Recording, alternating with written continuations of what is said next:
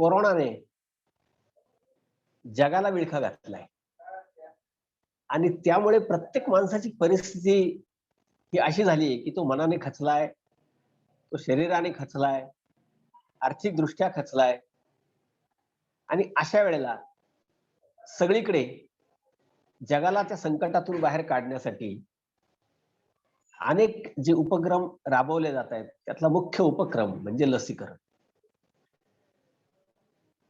त्या लसीकरणाला अनुसरून काल सरांनी जो विषय घेतला, तो म्हणजे सकारात्मकतेची लस. खरं आहे, केवळ कोरोनाची लस घेऊन चालणार नाहीये. तर त्याच्याबरोबर माणूस मनाने उभा राहावा, यासाठी त्याला सकारात्मकतेची लस गरजेची आहे.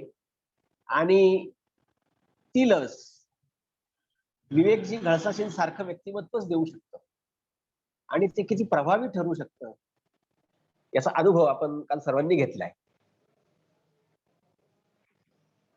त्या लसीने केवळ शरीर नाही, तर मन देखील पुष्ट होणार आहे आणि काल सर्वांना आपल्याला त्याचा अनुभव आलाच आहे.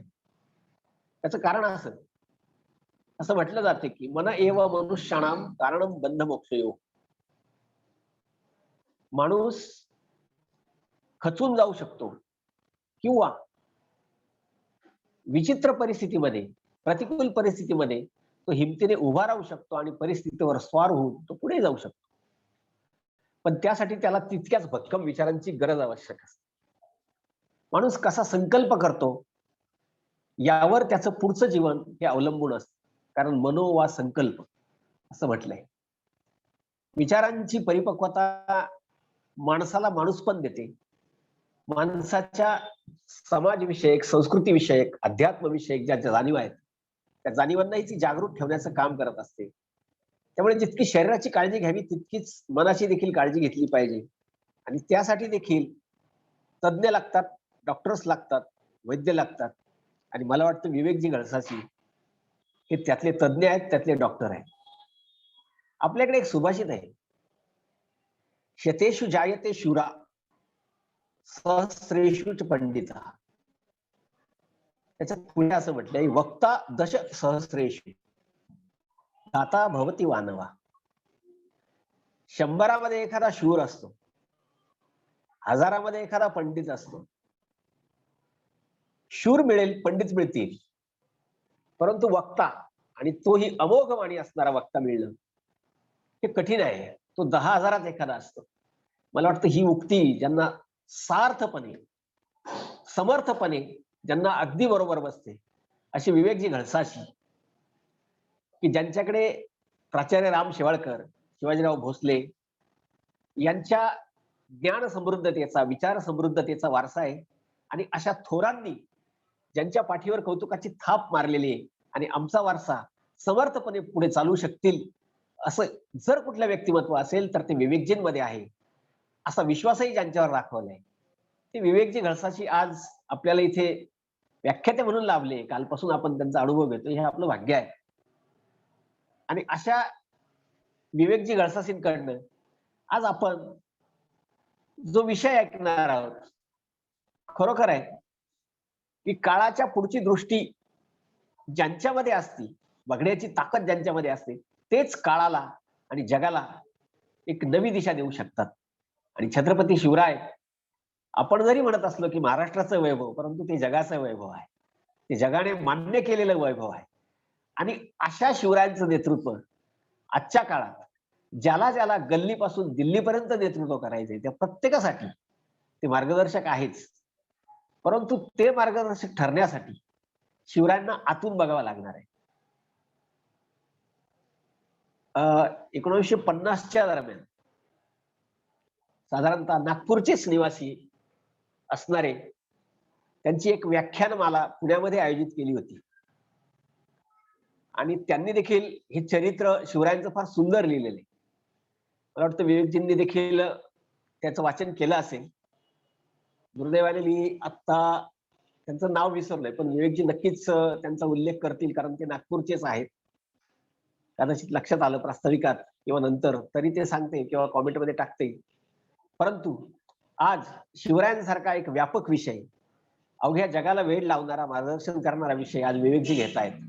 त्याबद्दल मी त्यांचं मनःपूर्वक कौतुक करतो, आभार मानतो आणि आजची प्रस्तावना इथे थांबवतो आणि पुढची सूत्र वानले सरांकडे देतो. धन्यवाद. धन्यवाद संजू. मी आजचे आपले व्याख्याते माननीय विवेकजी घसाई सर यांना विनंती करतो की त्यांनी छत्रपती शिवराय काळापुढील नेतृत्व या विषयावर आम्हाला उद्बोधित करावं.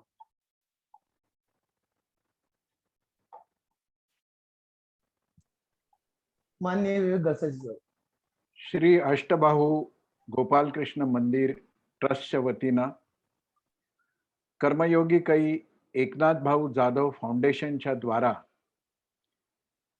सातत्यानं 65 वर्ष सुरू असलेल्या या श्रीकृष्ण व्याख्यानमालेच्या अंतिम पुष्पासाठी उपस्थित असणारे सगळे श्रोते बंधू भगिनी, या सगळ्या उपक्रमाला यशस्वी करण्यासाठी कटिबद्ध झालेले आणि अविरत परिश्रम करून ही माला ज्यांनी यशस्वीरित्या गुंफली असे मोहाडीतले माझे सगळे कार्यकर्ते बंधू, या आभासी माध्यमातून दूर दूरच्या ठिकाणावरून या व्याख्यानमालेचा आस्वाद घेत असलेले दूरस्थ श्रोते बंधू भगिनी, तरुण मित्र मैत्रिणी आणि पत्रकार मित्र,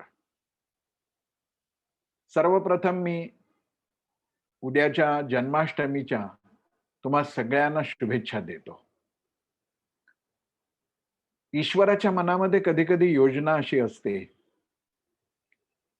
की एखाद्या चिंतन यात्रेचा, प्रबोधन व्याख्यानाचा समारोप अशा विषयांनी व्हावा की जो विषय पुढे वर्षभर आपल्या मनामध्ये रेंगाळत राहिला पाहिजे. आणि म्हणून वक्ता दस सहस्रेषु आता संजू भाऊंनी जसं सांगितलं ते खरं जरी असलं तरी योजकच तत्र दुर्लभा. सगळे मिळतील, शूर मिळतील, वीर मिळतील, वक्ते मिळतील, दानी मिळतील, पण योजक म्हणजे एखादा कार्यक्रम कसा आयोजित करायचा असं ठरवणारा योजक मात्र दुर्लभ असतो. आणि मोहाडीतले हे सगळे माझे मित्र अशा दुर्लभ योजकांपैकी एक आहेत आणि त्यामुळेच त्यांनी छत्रपतींचा हा विषय शेवटच्या दिवशी ठेवला. त्या विषयाला न्याय देणं इतकं सोपं नाही आहे. तो विषय केवळ तास सव्वा तासामध्ये पूर्णपणाने सांगितलं जाणं तर अशक्य कोटीतली गोष्ट आहे.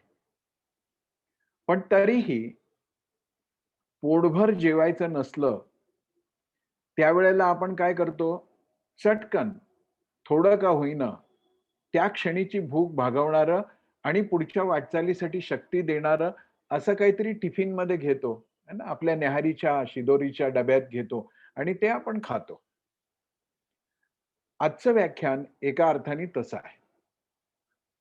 छत्रपती शिवाजी महाराजांचं आयुष्य हे काही 100, 125, 80, 90 वर्षाचं दीर्घ नव्हतं. अत्यल्प आयुष्य लाभूनही शिवरायांनी केलेल्या अद्भुत गोष्टींचा विचार आपण करायला लागतो तेव्हा थक्क होऊन जातो. अशा छत्रपतींच्या जीवनाविषयी 80-85 मिनिटामध्ये सांगणं बृहस्पतीलाही अशक्य आहे. पण हा विषय महत्वाचा आहे आणि पुढे वर्षभर खरोखर हा आपल्याला पुरणार आहे. म्हणून हा विषय शेवटच्या सत्रामध्ये ठेवला असावा असं मला वाटतं. त्या विषयाला न्याय देण्याचा यथाशक्ती यथामती मी प्रयत्न करेन. काल जेव्हा मी आपल्या समोर सकारात्मकतेची लस घेऊन आलो होतो आणि आपण सगळ्यांनी उत्साहाने रांगा लावून ती लस टोचून घेतली, ही लस टोचून घेतली की अंग थोडंसं गरम होतं असं म्हणतात. कोरोनाची लस टोचली की किंचित ताप येतो असं म्हटलं जातं आणि मग ताप येऊ नये म्हणून पॅरासिटामॉल घ्यावं असंही म्हटलं जातं. आपण सगळ्यांनी तो अनुभव घेतलाय. काल मी टोचलेल्या सकारात्मकतेच्या लसीमुळे सुद्धा अंग तापणार आहे आणि हे तापलेलं अंग थंड व्हावं यासाठी मी पॅरासिटामॉल देणार नाही, तर हे तापलेलं अंग तप्ततेकडे जावं आणि समर्पणापाशी जाऊन थांबावं अशा पद्धतीची एक जडीबुटी, अद्भुत जडीबुटी आज मी या व्याख्यानातून आपल्यापर्यंत पोहोचवणार आहे. काल जेव्हा मी सकारात्मकतेची लस घेऊन आलो होतो, तेव्हा माझ्या काही मित्रांनी, माझ्या नाशिकच्या एका मित्रांनी तर माझ्या त्या सगळ्या लाईव्ह प्रोग्रामच्या स्क्रीनचा एक स्क्रीनशॉटच मला पाठवला आणि त्यांनी सांगितलं, की व्याख्यान तर छान झालंच, पण तुमच्या मागे अगे जवळपास असलेली खेळणी माझ्या नातीला खूप आवडली. काल जेव्हा मी तर सगळं सेट करत होतो, की मला कोणत्या पार्श्वभूमीवर बोलायचं आहे, त्यावेळेला ती खेळणी मी जाणीवपूर्वक मांडायला लावली होती. दुसऱ्या माझ्या एका श्रोत्या मित्रांनी मला फोन करून सांगितलं, की "अरे, ती सगळी एवढी टेडी बिअर्स आणि खेळणी आणि ते वाघ वगैरे, अशी खेळणी बाजूला ठेवून विषय मांडायचा तुझ्या डोक्यात का आला?" मी त्याला दिलेलं उत्तर, ज्यांनी मला कळवलं, की ती खेळणी त्यांच्या नातीला आवडली, त्यांना मी फक्त नमस्कार कळवला. पण ज्यांनी मला याचं उत्तर विचारलं, की "का तू खेळणी ठेवली?" त्यावेळेला मी त्याला दिलेलं उत्तर आज मी मुद्दाम आपल्याला सांगतो आहे. मला कोणत्याही प्रकारचा गंभीरतेचा भाव त्या सगळ्या कालच्या विषयामध्ये निर्माण होऊ द्यायचा नव्हता. आणि मला अप्रत्यक्षरित्या असं सुचवायचं होतं, की ही खेळणी ज्या वयातल्या मुलांच्या साठी असतात, त्या मुलांच्या सारखं निरागस, निष्पाप, निरोगी असं मन ज्याचं असतं, तो सकारात्मक असतो. एकतर वातावरण हलकं-फुलकं व्हावं, छान वाटतं. मागे खेळणी आहेत, हे आहे, ते आहे. आणि त्यातून एक छुपा संदेश असा होता, की आपल्यालाही त्या लहान मुलांसारखंच राहता आलं पाहिजे. तसं राहता येत नाही. एखाद्याने आपला अपमान केला ना, जन्मभर आपल्या डोक्यात तो किडा वळवळतो. पण लहान मुलांचं बघा, सकाळी त्याला आई-वडिलांनी काही राग भरलं, काका-काकू काही बोलल्या किंवा कोणीही त्याला एखादा फटका मारला, तर अर्ध्या पाऊण तासामध्ये तो विसरून जातो आणि पुन्हा आई-वडील, काका-काकू किंवा जे कोणी आपल्याला रागे भरलेलं आहे ते आलं, की पळत जाऊन त्याला मिठी मारतं, त्याच्या गळ्यात पडतं. तो विसरून जातो. त्याच्यासाठी मान, अपमान ह्या गोष्टी महत्त्वाच्या नसतात. प्रेम महत्त्वाचं असतं. आणि म्हणून त्या लहान मुलांसारखं निरागस आपलं मन राहावं, म्हणून काल मी तो एकूण सगळा खेळण्याचा पसारा म्हणू आपण, तो जाणीवपूर्वक ठेवला होता. सकारात्मकतेची लस टोचून देत असताना आज जी जडीबुटी आणलेली आहे, ती सामान्य जडीबुटी नाहीये, ती संजीवनी आहे. हनुमंतानी श्री लक्ष्मणासाठी आणलेली जी संजीवनी होती, ती संजीवनी आहे. आणि हे छत्रपतींचं जीवन, महाराजांचं जीवन, शिवरायांचं जीवन सकारात्मकतेचा महामंत्रच आहे. आणि तो आज जन्माष्टमीच्या पूर्वसंध्येला आपल्याशी मला बोलायला मिळतो आहे, याचा मला विलक्षण आनंद आहे. छत्रपती शिवाजी महाराज हे एका राष्ट्रीय अस्मितेच्या शृंखलेतलं एक मोठं रत्न आहे. प्रत्येक देशाचा एक वैचारिक प्रवाह असतो. आत्ता प्रास्ताविकामध्ये फारच सुंदर सगळा विषय मांडला, छान सांगितलं. मला तर असं वाटलं, की अरे, असे वक्ते जर आपल्या मोहाडीत आहेत, तर बाहेरच्या वक्त्यांना खरोखर कालचं आजचं दोन्ही प्रास्ताविक, त्यात प्रेम आहे, सद्भावना आहे, अभ्यास पण आहे. मोहाडीसारख्या ठिकाणी हे प्रबोधन चालवणं, हे त्याच लोकांना जमू शकतं. असं. प्रत्येक राष्ट्राचा एक वैचारिक प्रवास असतो. आपल्या राष्ट्राचा सुद्धा आहे. आणि आपल्या राष्ट्राच्या प्रवासामध्ये काळापुढचं जाऊन चिंतन करणाऱ्या लोकांना आपण द्रष्टेपण दिलं आहे. आपण त्यांना शककर्ते म्हणतो. आपण त्यांना युगनिर्माते म्हणतो. आपण त्यांना युगपुरुष म्हणतो. अशी एक शृंखलाच्या शृंखला आहे. अशा शृंखलेची फक्त एक उजळणी मी आपल्या समोर अशासाठी ठेवतो, की छत्रपती शिवाजी महाराज ज्या रत्नमालेतलं एक रत्न आहे, ते स्वयंभू, स्वयंपूर्ण, स्वतंत्रपणाने मोलाचं आहेच आहे. पण ह्या राष्ट्रीय चेतनेच्या, चैतन्याच्या, राष्ट्रीय सांस्कृतिक धारेच्या मोठ्या हारामधलं ते एक असं अलौकिक रत्न आहे. ती आपण वैचारिक माळा समजून घेतली पाहिजे. काय आहे ती? ती सुरू होते श्री रामचंद्रांच्या पासून. श्री रामचंद्रांना आजही आपण पावलोपावली आठवतो. आपल्या जीवनाचा अविभाज्य भाग आहे. दिवसाची सुरुवात आपण रामस्मरणाने करतो, दिवसाचा शेवटही रामस्मरणाने करतो. आयुष्याचा शेवटही राम म्हणूनच करावा असं आपल्याला शिकवलं गेलंय. श्रीराम सकारात्मकतेचं जिवंत उदाहरण. तिथून एका राष्ट्राची अंतर्गत शक्ती बघा, जागृत करून सर्व संकटावर मात करून कसं उभं राहायचं हे शिकवणारे हे सगळे लोक आहेत. महापुरुष आहेत. आपल्यासाठी पूजनीय आहेत. का? नेते, राजनेते, राजे, रजवाडे काही कमी झाले नाही जगाच्या पाठीवर, आपल्याही देशात झाले. पण जे स्थान आपण महाराजांना देतो ते सगळ्यांना देत नाहीये. त्याचं कारण काय? ते कळण्यासाठी मी हे सांगतोय. श्रीराम अशा अवस्थेमध्ये होते की ज्यांनी सगळ्या संकटावरती मात करत सामान्य माणसाच्या जीवनामध्ये बघा, वनवासी, आदिवासी ज्यांच्याजवळ शिक्षणाचं फार सोयी सवलती पोचलेल्या नव्हत्या, ज्यांच्या जीवनामध्ये रोजच्या जगण्यासाठी खूप परिश्रम करावे लागत होते, अशा गाव खेड्यावरच्या, वाडी वस्तीवरच्या, वनवासी, आदिवासी म्हटल्या जाणाऱ्या सामान्य माणसाला उभं केलं. का उभं केलं? तर श्रीरामचंद्रांना सीतामाईंचा शोध करणं आणि रावणाचा पराभव करणं एवढाच एक उद्देश नव्हता. त्यांनी ठरवलं असतं तर ज्या पद्धतीचं चरित्र आपल्या डोळ्यासमोर आहे ते एकटेही जाऊन हे काम करू शकले असते.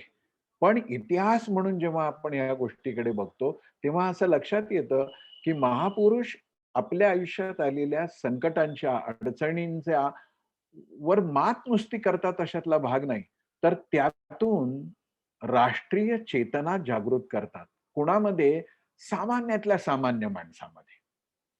हे राष्ट्र सामान्य माणसाच्या, कष्टकऱ्यांच्या, ज्यांच्याजवळ सुविधा नाहीत अशा लोकांच्या आत्मबलावर उभं राहतं. ही आपली संस्कृती आहे, ही आपली परंपरा आहे, हा आपला इतिहास आहे, हा आपला राष्ट्रीय स्वभाव आहे. श्रीकृष्णांच्या आयुष्यात काय घडतं? या शृंखलेतलं, या मालिकेतलं दुसरं नाव आपण घेऊ. अशी मध्ये नावं खूप आहेत, पण मी मुख्य घेतो की ज्यांना आपण युगपुरुष म्हणतो. श्रीकृष्णांच्या आयुष्यामध्ये संकट कमी नाही आली, पण श्रीकृष्णाने आणखीन एक अद्भुत गोष्ट आपल्या सगळ्यांसाठी दिली. ती सकारात्मकतेसाठी किती आवश्यक आहे बघा.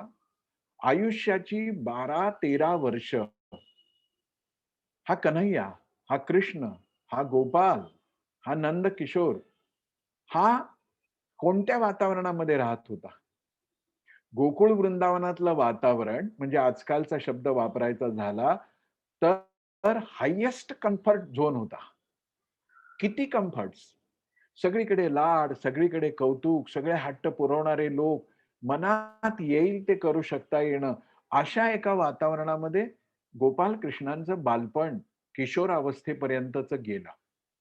इतकं सुखासीन जीवन, इतकं आनंदाचं जीवन, सगळ्या आपल्या मनातल्या इच्छा सहजपणाने पूर्ण होतील असं जीवन. पण एक क्षणी नियतीनं त्यांच्या मनामध्ये राष्ट्राची हाक पोचवली. मथुरेमध्ये जे घडत होतं आणि त्यानिमित्तानं संपूर्ण देशामध्ये जे घडत होतं, खूपदा आपण असा विचारच करत नाहीये. त्याचं कारणही आहे की देश स्वतंत्र झाल्यानंतर जवळजवळ 60 वर्ष आपल्याला या परंपरेशी जोडण्याचा प्रयत्नच झाला नाही. उलट या परंपरेपासून आपला समाज तोडला जावा, विशेषतः युवा पिढी, नवशिक्षित पिढी या सगळ्या तेजस्वी परंपरेपासून दूर जावी असं एक कारस्थान पहिल्या 60 वर्षामध्ये केंद्र सरकारच्या आशीर्वादाने झालं. कोण होते ते लोक? वेगवेगळ्या विद्यापीठामध्ये मोक्याच्या जागा पकडून बसलेले, वेगवेगळ्या विचार मंचावरती मोठ्या अभिमानाने, स्वाभिमानाने वावरणारे, हे सगळे या देशाच्या अस्मितेशी, परंपरेशी मनातून तीव्रपणाने वैर करणारे साम्यवादी, कम्युनिस्ट, डाव्या विचाराचे लोक होते. त्याने संपूर्ण नव्या पिढीच्या मनामध्ये या परंपरेविषयीची अप्रीतीच निर्माण केली. राम आणि कृष्ण आमच्यापर्यंत पोचूच दिले नाही. जे पोचवण्याचा प्रयत्न करत होते त्यात त्यांनी इतके अडथळे आणले की ही दंतकथा, ही भाकड कथा आहे, असं काही नसतं. असल्या जुन्या गोष्टी, पुराणातल्या वानगी तुम्ही कशाला बघा. पण हे नाही, हा इतिहास आहे. आणि ह्याच्याशी आपण जर जोडलो नाही ना, तर जे इतिहासाशी बेईमानी करतात ना, त्यांचा भूगोल बदलून जातो. आपण पाहिलं स्वातंत्र्य मिळालं तेव्हा आपला इतिहास आपण विसरलो काही काळ आणि त्यामुळे आपला भूगोल बदलला गेला. त्यानंतर सत्तेवर आलेल्या लोकांना शहाणपण आलं असतं तरी चूक सुधारता आली असती, पण नाही झालं. श्रीकृष्णाने आणि रामाने काय केलं? रामही अयोध्येच्या राजवाड्यामध्ये सुखाचं जीवन जगत होते. पण विश्वामित्रांच्या माध्यमातून एक हाक ऐकू आली आणि विश्वामित्रांनी सांगितलं, की "रामा, गाद्यावर लोळण्यासाठी, सुखामध्ये रमण्यासाठी, चांगलं-चुंगलं खाण्यासाठी, ऐशोआरामात राहण्यासाठी तुझं आयुष्य नाही आहे. राष्ट्रार्थ भव्य कृती काही करावयाची आणि मग चल माझ्याबरोबर. बघ लोक कशा अवस्थेत राहतायत. बघ आपल्या संस्कृतीवरती आक्रमण आणणारे कोण कोण आहेत. या देशाची एक आध्यात्मिक परंपरा उद्ध्वस्त करण्यासाठी कोण कोण कारस्थानं करतंय.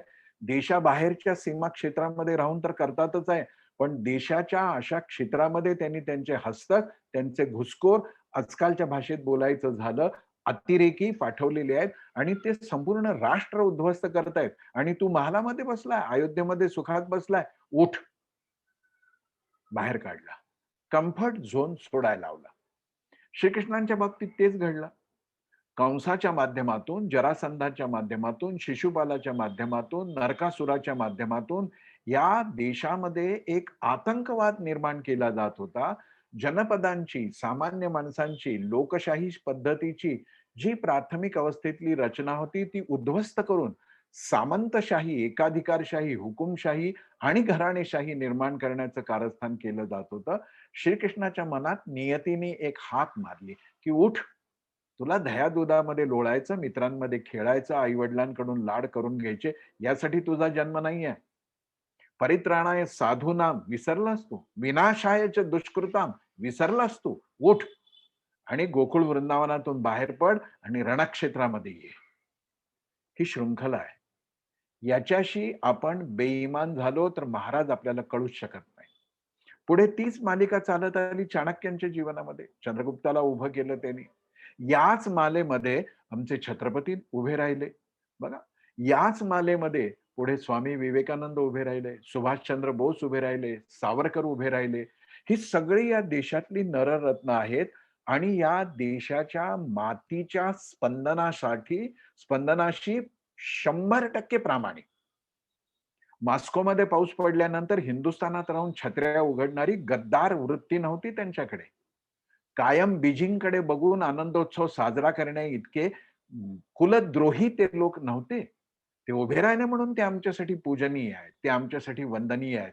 आणि छत्रपती शिवाजी महाराजांचं जीवन जेव्हा जेव्हा मी बघतो, काळा पुढचा विचार कसा करू शकतात. श्रीरामांनी केला, कृष्णाने केला, चाणक्यानी केला, छत्रपतींनी केला, स्वामी विवेकानंदांनी केला, सुभाष बाबूंनी केला, सावरकरांनी केला.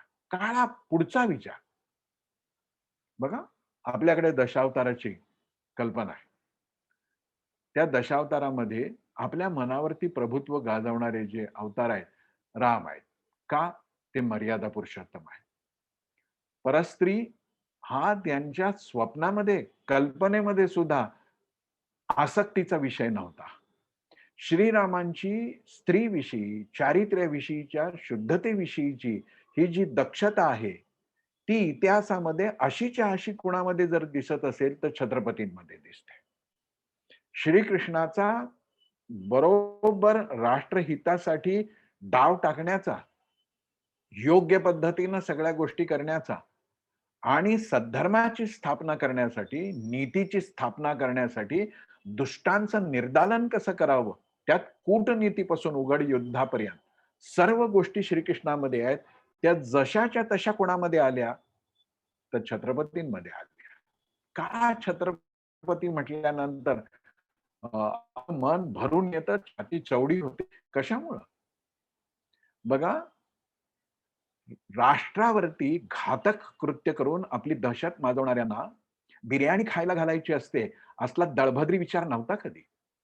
आणि म्हणून नरसिंहांनी काय केलं, तर राक्षसाचं पोट फाडलं.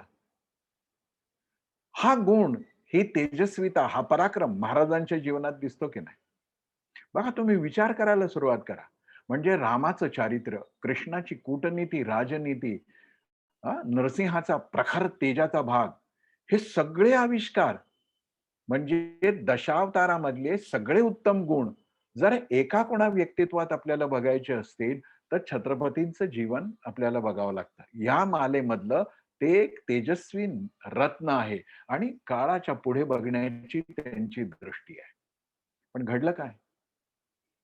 शिवाजी महाराजही शिवाजी महाराजांच्या साऱ्या गुणवत्तेसह सगळ्या देशभराच्या इतिहासातून पोहोचवले गेले का नव्या पिढीपर्यंत?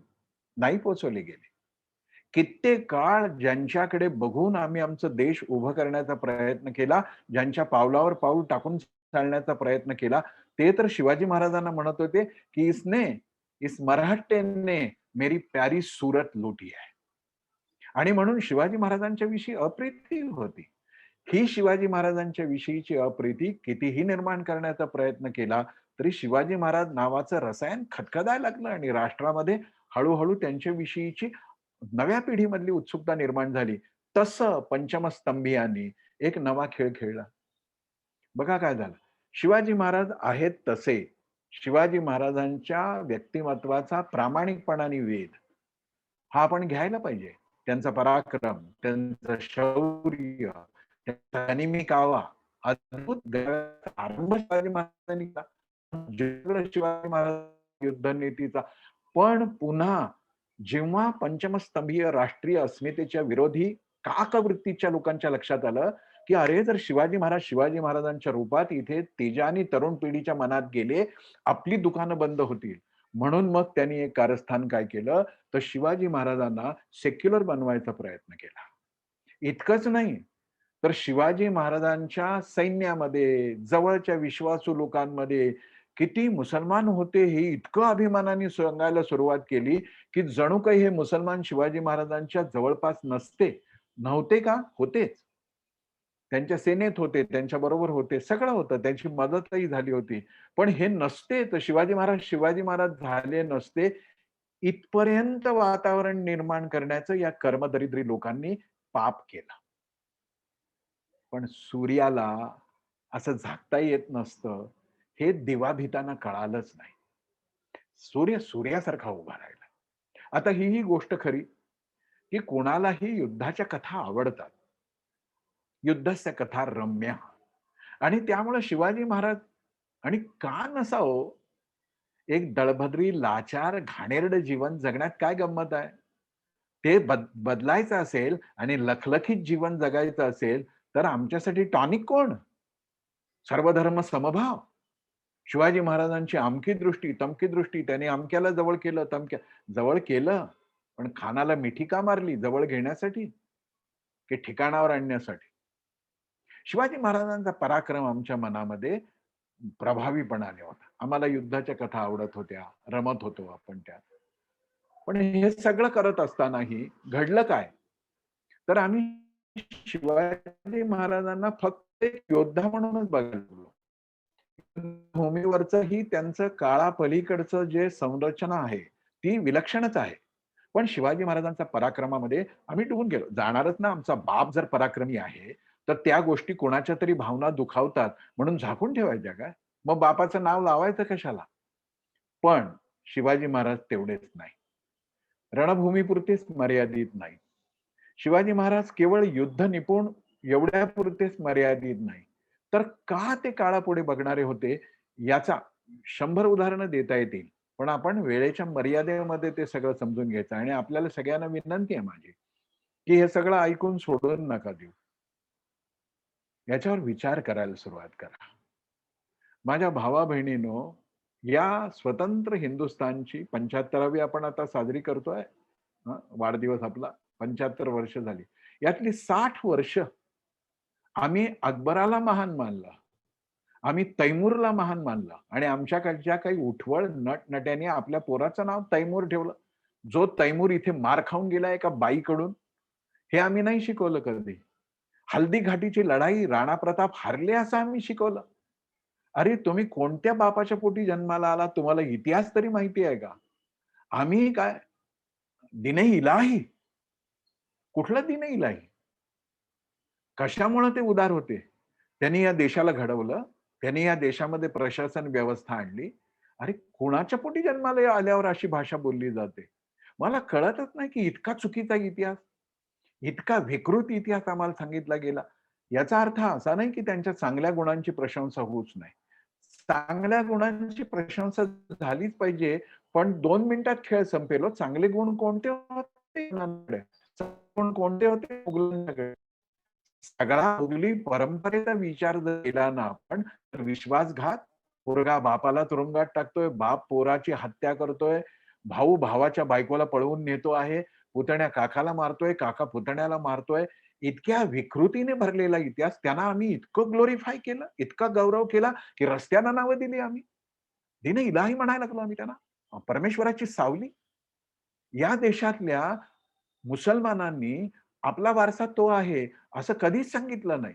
पण ज्यांना हे नको आहे, त्यांनी त्यांच्या डोक्यात घातलं, की अरे बाबराला विरोध ना, तुम्हाला विरोध आहे.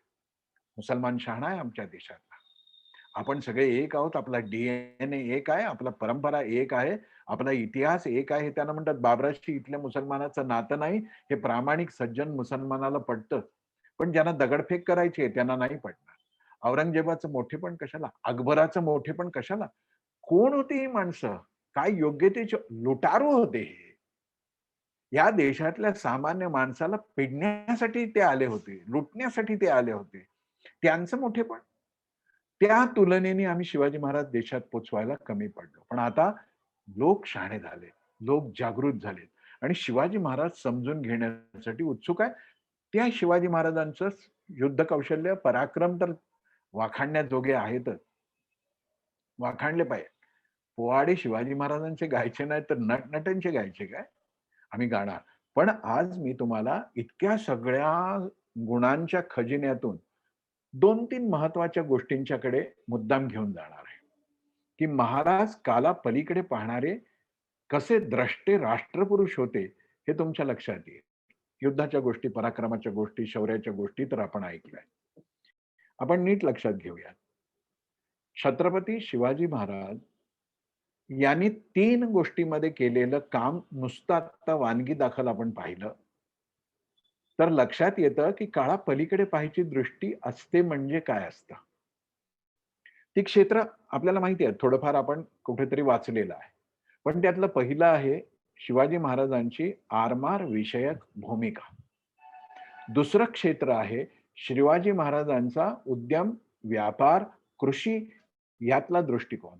आणि तिसरं आहे शिवाजी महाराजांचं एकूण सगळं राष्ट्र उभारणीमधलं नियोजनातलं योगदान. 3 महत्वाच्या गोष्टी मी सांगतो. नियोजन म्हणजे मॅनेजमेंट. आता मॅनेजमेंटचं इतकं कौतुक चाललंय जगभरामध्ये आणि त्याच्यावर हजारो रुपयाच्या कार्यशाळा होत असतात आणि त्यातून आपल्याला मॅनेजमेंट स्किल वगैरे सगळं शिकवलं जातं. शिवाजी महाराजांच्या काळामध्ये व्यवस्थापन कौशल्य अशी कल्पना जेव्हा फारच थोड्या लोकांच्याकडे असेल, खरं तर उगाच म्हणायचं कोणाकडे, तेव्हा महाराज व्यवस्थापनाचा विचार करत होते, बारकाईनं विचार करत होते. जेव्हा उद्योग व्यापार हे राष्ट्रीय संपत्ती वाढवण्याचं एक महत्वाचं साधन आहे, त्याच्याकडे गांभीर्याने पाहिलं पाहिजे, असं महाराज म्हणत होते, तेव्हा त्यांची काळापुढची दृष्टी आपल्याला कळायला लागते. पुढे जाऊन महाराजांनी आरमाराविषयक जे चिंतन केले ते पाहिल्यानंतर तर थक्क होऊन जायला होतं राव, की हा पुरुष काय विचार करतोय, किती पुढचा विचार करतोय. आरमार हा विषय मला असं वाटतं, की सर्व तरुण-तरुणींनी नीट समजून घेतला पाहिजे. इतकं 50 एक वर्षाचं आयुष्य. या आयुष्यामध्ये पार्श्वभूमी काय होती? 400 वर्ष हा आपला महाराष्ट्र गुलामगिरीत खितपत पडला होता. 400 वर्ष आपण सगळेजण लाथा खात होतो. 400 वर्ष तिकडे विजयनगर असो, देवगिरी असो उद्ध्वस्त झाल्यानंतर आपल्याकडे काहीच नव्हतं. सामान्य माणसाचं तर सोडूनच द्या. पण सरदार वतनदारांच्या घरातल्या बायकाही सुरक्षित नव्हत्या. आपल्या नाशिक जिल्ह्यात घडलेली गोदावरीच्या किनाऱ्यावरती एक भोसल्यांच्या कुटुंबातली स्त्री, तिचं अपहरण झालं. जिजाऊ ऐसाव्यांनी हे सगळं पाहिल्यानंतर त्यांचं मन प्रचंड कासावीस झालं. आणि त्या म्हणाले की हे काय आहे? ही रामांची भूमी, कृष्णांची भूमी. या भूमीमध्ये हे मोगल, हे यवन, हे आक्रांत, हे परकीय, हे लुटारू आमची संस्कृती, आमची घरदारं, आमची संपत्ती उद्ध्वस्त करत आहे. मी हे सहन करणार नाही. जिजाऊ आईसाहेब आणि थोरले महाराज शहाजीराजे या दोघांच्या मनामध्ये हा अंगार फुलत होता. आणि जिजाऊ आईसाहेबांनी दुसऱ्या कोणाची वाट नाही बघितली. त्या असं नाही म्हणाले की हे सगळं चित्र बदलणारा कोणीतरी शेजाऱ्याच्या घरात निर्माण होऊ दे, माझा मुलगा मात्र शिकून सवरून अमेरिकेला जाऊ दे, असं नाही म्हणाले. त्या म्हणाल्या की हे जर वाईट आहे, हे जर संतापजनक आहे, तीर्थक्षेत्र भ्रष्ट झाली, शेती उद्ध्वस्त झाली, सामान्य माणसाचं कंबरडं मोडलं, तर हे सगळं बदलून चित्र इथे रयतेचं राज्य निर्माण करणारा कोणी उभा राहणार असेल, तर माझ्या पोटी जन्माला आलेला मुलगा का नाही उभा राहणार? शीख गुरूंची परंपरा अशीच आहे ना, बलिदानाची वेळ आल्यानंतर त्यांनी काही वर्तमानपत्रात जाहिराती नाही दिल्या की बलिदानासाठी कोण सिद्ध आहे. असं जाहिराती देऊन कोणी बलिदान करत नसतं. गुरूंनी आपली मुलं दिली ना. ही आमच्या रक्तामधली गोष्ट आहे. ही आमच्या परंपरेमधली गोष्ट आहे. ही आमची राष्ट्रीय अस्मिता आहे. हा आमचा राष्ट्रधर्म आहे. 60 वर्ष हा राष्ट्रधर्म ठेचून काढण्याचं कारस्थान केंद्र सरकारच्या कृपेने डाव्या लोकांनी केलं. आता चित्र बदललं पाहिजे. म्हणून शिवाजी महाराजांचे हे 3च पैलू मी सांगतो. आणि या 3 पैलूंचा विचार केल्यावरही कळतं द्रष्टे पण किती. जसं गनिमी काव्याविषयी मी सांगितलं. आम्हाला युरोपीय योद्ध्यांच्या खूप या सगळ्या अशा पद्धतीच्या गनिमी वा तत्सम गुरिला वॉर म्हणतात त्या. त्याचं कौतुक आम्ही केलं जातं. पण हे शोधून कोणी काढलं? सैनिकांची संख्या कमी, साधनं कमी, शत्रू बलाढ्य. अशा वेळी काय करायचं? तर मारायचं आणि बाजू उलटते असं वाटलं किंवा धोका आहे असं वाटलं तर पलायते सजीविता. पळण्यासाठी, पळून जाण्यासाठी शिवाजी महाराजांनी कधी डगमग नाही केली. त्यांना माहिती होतं की माझ्याकडे मावळे लाख मोलाचा एक एक आहे. त्यांना असा वेड्यासारखा वाऱ्यावर सोडून देऊन चालणार नाही. जोपर्यंत जमतंय तोपर्यंत करा हाणामारी. आणि ज्या क्षणी असं वाटतं की जरा आता धोका आहे, आपण येऊ. कारण का एक एक माणूस माझ्यासाठी लाख मोलाचा आहे. असं पद्धतीनं विचार करत गनिमी काव्यासारखं एक युद्धतंत्र काळा पलीकडच्या दृष्टी असणाराच नेता करू शकतो. पळून कोण गेलं नाही हो. रणछोडदास म्हणतो आपण श्रीकृष्णाला, श्रीकृष्णही पळालेच ना. पण ते पळपुटेपणा होता का? आणि आपण श्रीकृष्णाला पलायन केलं असं म्हटलं तर आपल्या भावना-बिवना दुखावत नाही. शिवाजी महाराज कित्येकदा असं मस्त सैन्याला सांगायचे, "जा, ठोका आणि वाटलं तर या निघून." त्यांना कोणी पळपुटे म्हटलं नाही. कारण का? समाजाचं हित लक्षात ठेवून एक तंत्र विकसित करायचं गनिमी काव्यासारखं. पण त्याच्या बरोबरीनं शिवाजी महाराजांनी या 3 क्षेत्रात आरमार, कृषी उद्योग, सामान्य माणसाचं जीवन उभं करणं, रयत आणि व्यवस्थापन एवढ्या मुद्द्यांचा आपण थोडासा विचार आज करूयात. आणि अ, हे सगळं आपल्या मनामध्ये साठवून आपला पुरता तरी निश्चय करता आला पाहिजे की यापुढे मी देशविरोधी शक्तींनी आमच्या रक्तात भिनवायचा प्रयत्न केलेला लुटारूंच्या इतिहासाचं कौतुक करणार नाही. मी अकबर, औरंगजेब यांना महान वगैरे म्हणणारच नाही मी. अरे या काय झालंय आपल्या देशाला हेच मला कळत नाहीये. जगाच्या पाठीवर असं कुठे असतं का हो? की ज्यांनी गावाच्या गावं उद्ध्वस्त केली, तीर्थक्षेत्र उद्ध्वस्त केली, मंदिरं उद्ध्वस्त केली, त्या नीचांचं नाव आम्ही आमच्या रस्त्यांना, गावांना देतो. आम्हाला त्याचं दुःख नाही होत. आम्ही मिरवतो ते. कसं चालेल हे? ते भावना, मानवता वगैरे आमचा देश जेव्हा सामर्थ्याने उभा राहील ना, तेव्हा आपण दयेचा विचार करू. आज आमच्या अस्तित्वावरच घाला घातला जातोय. आम्ही कोणत्या मानवतेचा विचार करणार? पण आमची ही लढाई आतंकवाद्यांच्यासारखी नाही आहे. आम्ही अतिरेकी नाही आहोत. आम्ही चरमवादी नाही आहोत. आम्ही आमच्या न्याय्य हक्कासाठी उभे राहणारे आहोत आणि त्यासाठी प्रेरणा आहे छत्रपतींची. आरमार आधुनिक भारताच्या नौसेनेचे संस्थापक म्हणून छत्रपतींच्याकडे पाहिलं जातं इतिहासामध्ये.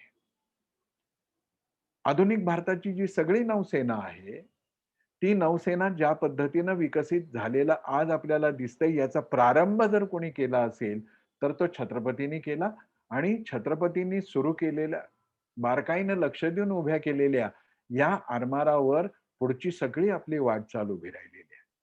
शिवाजी महाराजांच्या मनामध्ये भूमिका काय होती, विचार काय होता बघा. स्वराज्याच्या ज्या समुद्री सीमा असतात, सामुद्रिक सीमा ज्याला म्हणतात, आणि विशेषतः पश्चिम किनारपट्टीवरची जी बंदरं आहेत, आपली एक मोठा समुद्र किनारा आपल्याला लाभलाय. आपण भाग्यवान आहोत. त्या समुद्राचं सारखंच आपलं मनही विशाल आहे. सह्याद्रीच्या कडेकपारीसारखं कणखर आहे, तसं समुद्रासारखं विशाल आहे. तर ही सगळी सामुद्रिक सीमा आणि पश्चिमेकडची सगळी किनारपट्टीवरची बंदरं आणि त्यातून काय होत होतं, मोठ्या प्रमाणावरती व्यापार होत होता. जाता जाता ही गोष्ट लक्षात ठेवा, की आपल्याकडे समुद्र उल्लंघन हे पाप आहे असं म्हटलं जायला लागलं पुढच्या काळात. जेव्हा पतित व्हायला लागतो ना आपण, असल्या मूर्खपणाच्या कल्पना असतात. हा दोष आहे, तो काढला पाहिजे. पण एवढ्याचं निमित्त करून आपल्या देशाने जणू काही समुद्रावरती पराक्रमच केले नाहीत. जगाशी आपला काही संबंधच नव्हता. आपला उद्धार करायला कोणीतरी कोलंबस आला, म्हणून आपण वास्को डी गामा आला, म्हणून आपण विकसित झालो, किंवा हे सगळे नीच पाशवी प्रवृत्तीचे यवन मोगल आले म्हणून आम्हाला संस्कृती मिळाली, असं नाहीये. नीट लक्षात ठेवा, हजारो वर्ष आमची समुद्रावरची सत्ता फार प्रभावी होती. शिवाजी महाराजांच्या काळामध्ये जे होतं, की या पश्चिम किनारपट्टीवरची जी बंदरं आहे, मोठ्या प्रमाणावरती तिथे व्यापार होत होता. महाराजांच्या लक्षात आलं, की या व्यापाराचं संरक्षण करण्यासाठी स्वराज्याचं आरमार हवं. बघा काय आहे, हा स्वदेशीचा विचार आहे. हं. हे लोकलला ग्लोबल करण्याच्या प्रयत्नाचाच भाग आहे, बीज आहे. माझं स्वतःचं आरमार दुसऱ्यावर अवलंबून राहणार नाही. त्यावेळी जे डच, पोर्तुगीज, इंग्रज होते त्यांच्यावर मी अवलंबून राहणार नाहीये. माझं स्वदेशी आरमार मला उभं करता आला पाहिजे. महाराज विचार करतायत. आणि अशी दृष्टी त्या काळामध्ये कुणाकडेही नव्हती. समुद्र किनाऱ्यावरती छोटे-मोठे वतनदार संस्थानिक होते, पण त्यांच्याकडे ही दृष्टी नव्हती. त्यांचा दोष आहे. पण महाराज काळाच्या पुढे जाऊन विचार करत असल्यामुळे त्यांच्या असं लक्षात आलं, की माझ्या स्वराज्याचं एक आरमार मला असलं पाहिजे. मग महाराजांनी सुरुवात कशी केली? एक लहान, छोटं, परंतु सशक्त. बघा, महाराजांनी आरमार जेव्हा आपली नेव्ही जेव्हा उभी करायला प्रयत्न केला, तेव्हा 3 गुणवत्ता ठेवल्या. माझं आरमार छोटं असेल, पण ते सशक्त असेल. दुसरं, संघटित असेल. वेल ऑर्गनाइज्ड, स्ट्रेंग्थन, वेल ऑर्गनाइज्ड. इंग्रजी शब्द वापरायची गरज नाही, आपल्याला मराठीतलं कळू शकतं. पण काही लोकांना असं आहे का? वेल ऑर्गनाइज्ड म्हणजे संघटित का? वाह! वाह! वाह! मग बरं वाटतं. आणि योग्य मनुष्यबळ असलेलं. Proper human resources. ही कल्पना तरी त्या काळात कोणाला होती का हो? 400 वर्ष गुलामीत राहिलेले होतो आपण. कोणत्या कल्पना आपल्याला सुचणार हो? पण शिवाजी महाराजांचं मन जिजाऊ आईसाहेबांनी, शहाजी राजांनी अशा पद्धतीने घडवलं होतं. त्यांना इतिहास माहिती होता, परंपरा माहिती होती, पुराण माहिती होती आणि पुराण म्हणून नाक मुरडण्याचं कारण नाही. पुराणामध्ये सुद्धा लपलेला इतिहास कसा काढून द्यायचा असतो, खऱ्या आईला कळलं, आमच्या जिजाऊ आईसाहेबांना कळालं. या सगळ्यातून महाराजांचं मन बनलं होतं आणि ते विचार करत होते, की एक सामर्थ्यशाली, छोटं असेल पण सामर्थ्यशाली, संघटित आणि योग्य मनुष्यबळ याच्या याच्या जोरावर आपल्याला आपलं हे आरमार उभं करायचंय. महाराजांनी ते तसं केलं. आता योग्य मनुष्यबळ आणि आरमार म्हणजे काय नुसत्या मनुष्यबळावर नाही ना, तर आरमारामध्ये मारक शक्ती ही पण असते. पण योग्य मनुष्यबळ आणि मारक शक्ती हे सगळं जरी असलं, तरी त्याची एक मर्यादा आहे. काय महापुरुष असेल हो. ही मर्यादाही महाराजांनी ओळखली. आणि मग राजांनी काय केलं, की युरोपीय तोफा आणि दारुगोळा बनवणारे जे कुशल कारागीर होते, त्यांना एकत्र केलं. हे निपुण कारागीर होते. ते युरोपियनांच्यासाठी तोफा बनवत, दारुगोळा बनवत आणि अशा कारागिरांचा वापर करून आपलं आरमार सक्षम केलं. पण एवढं करून ते थांबले नाही. त्यांच्या असं लक्षात आलं, की हे सगळं तर मी करतोच आहे. पण हे सगळं करत असतानाही कळत-नकळत मी कुणातरी परक्यावर अवलंबून आहे. बघा काय, काळापलीकडची पुढची दृष्टी. आणि हे माझं परक्यावर अवलंबून असणं मला परवडणारं नाहीये. मग त्यासाठी मी काय केलं पाहिजे? तर लवकरात लवकर स्वदेशी बनावटीचा प्रारंभ, मेक इन इंडिया मला सुरू करता आलं पाहिजे. माझ्या देशात, माझ्या स्वदेशात मला या पद्धतीचं सगळं काय जी मला साधन सामुग्री लागते, जहाज बांधणी असते, ते सगळं मला करावं लागेल तोफा आणि दारुगोळ्यासह. आता आरमाराचं महत्व महाराजांच्या लक्षात येणं हीच काळापुढची गोष्ट आहे की नाही? तोपर्यंत कुणाला आलं नव्हतं. 1659 मध्ये महाराजांनी पहिल्यांदा मराठ्यांचं आरमार सिद्ध केलं. 1659 मराठ्यांचं पहिलं सिद्ध झालेलं आरमार. काय खरं एक-एक वाक्याला थांबून मला हेच म्हणावं वाटतं, की कसं अद्भुत व्यक्तिमत्व आहे हे. कुठून हे सगळं त्यांच्यामध्ये आलं होतं. म्हणून दशावतारातले सगळे सद्गुण त्यांच्यामध्ये आलेत असं मला का वाटतं, तर वेगळे देव पूजायची गरजच नाही. बस महाराजांचं स्मरण करावं, महाराजांचे चरित्र वाचावं, त्यांच्या बुद्धिमत्तेची, त्यांच्या कुशलतेची, त्यांच्या संघटन कौशल्याची मला स्वतःमध्ये कशी निर्मिती करता येईल याचा ध्यास धरावा आणि छत्रपती, छत्रपती, छत्रपती इतका ध्यास जर माझ्या मनात असेल, तर माझं पारिवारिक जीवन पण सुखी होईल. माझं सामाजिक जीवन पण सुखी होईल आणि माझं राष्ट्रीय जीवन पण सुखी होईल. बघा 1659 मध्ये महाराजांनी आपलं स्वतःचं मराठ्यांचं आरमार सिद्ध केलं. या आरमाराची धुरा पुढे कान्होजी आंग्रेंकडे दिली गेली. कान्होजी आंग्रेंच्या पुढे त्यांच्या मुलांनी हा वारसा धुरा सांभाळण्याचा कुशलतेने निभावला. या मराठी आरमारानं मुख्यतः काय केलं? बघा पोर्तुगीज मराठी आरमार स्थापन झालं. कशासाठी? मासेमारी करण्यासाठी नव्हतं हे. पोर्तुगीज, डच आणि इंग्रज यांना नुसतं दहशत निर्माण केलं असं नाही. इतिहासामधली नोंद नीट समजून घ्या आपण. पोर्तुगीज, डच आणि इंग्रज यांना मराठ्यांच्या या आरमाराने 1 नाही, 2 नाही, 100 वर्ष तह दिलाय. 100 वर्ष हिंमत नाही झाली त्यांची आत घुसण्याची. 100 वर्ष थोडा काळ आहे का? महाराजांचं आयुष्य एवढं नव्हतं. पण 1659 ला अशा पद्धतीनं आरमार सिद्ध केल्यानंतर महाराजांच्या पश्चात सुद्धा या आरमाराची ही हिंमत होती, ही शक्ती होती, ही ससाण्याची नजर होती समुद्र किनाऱ्यावरती. 100 वर्ष पोर्तुगीज, डच आणि इंग्रजांना या देशामध्ये घुसता नाही आलं. काय घडलं बघा. 1756 काय सांगू तुम्हाला, कधी कधी वाईट वाटतं. आपला पराभव आहे ना शत्रूंनी कधी नाही केला. अस्तनीतल्या निखाऱ्यांनी केला, जयचंदानी केला. तेव्हाही ते असेच होते, स्वार्थासाठी परकीयांच्या पत्रावळ्यात साठणारे आणि त्यांचीच अवलाद आजही या पद्धतीची चाटुकारिता करते. अरे देशावरती चीन आक्रमण करतो आहे आणि या देशातले स्वतःला बुद्धिवादी पुरोगामी समजले जाणारे सगळे हे डावे चीनच्या राजकीय उत्सवामध्ये सहभागी होतात आणि निर्लज्जासारखं म्हणतात की हो आम्ही जाणार त्या देशाच्या राजकीय उत्सवात त्यात सहभागी होणं काय ग्लोबल थिंकिंग. 100 मारून 1 मोजली पाहिजे. एवढंच नाही तर आता एक नवीन सेमिनार होणार आहे. त्या सेमिनारचं नाव काय माहितीये? मोठ्या मोठ्या विद्यापीठांनी तो प्रायोजित केला आहे. डिस्टॅबिलायझिंग ग्लोबल हिंदुत्व. म्हणजे जगभरामध्ये जो हिंदू विचार वेगवेगळ्या म्हणजे भारतीय विचार वेगवेगळ्या क्षेत्रामध्ये प्रभावी होतोय. आता जग कंटाळलंय त्या साम्यवादाला, त्या भांडवलशाहीला, त्या औद्योगिक क्रांतीला, ती पराकोटीच्या विचित्र पद्धतीने राबवल्या जाणाऱ्या लोकशाहीला. आता आता जग असं म्हणतं की नाही या सगळ्यामध्ये काही ना काहीतरी कमतरता आहे.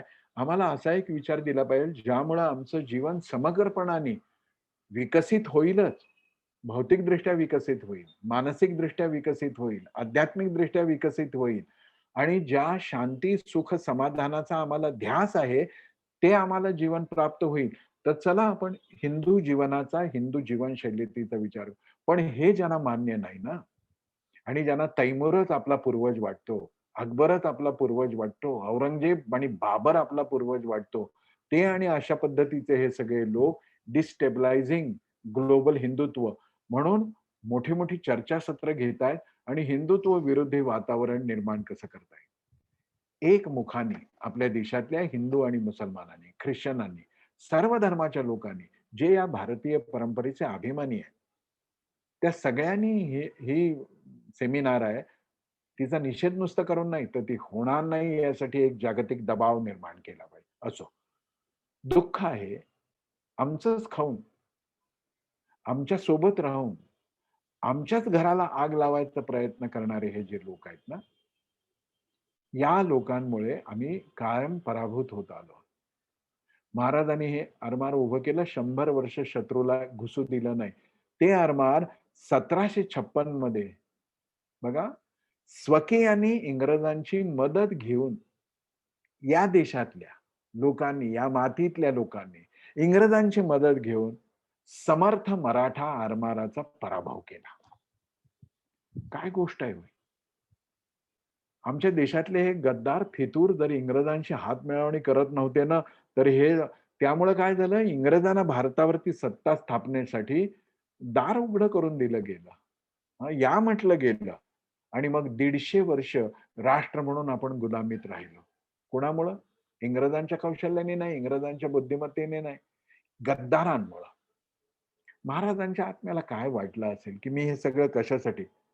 सरदार पणीकर म्हणून एक इतिहास तज्ञ आहे, त्यांनी फार सुंदर लिहिलंय, अतिशय महत्वाचं वाक्य आहे ते.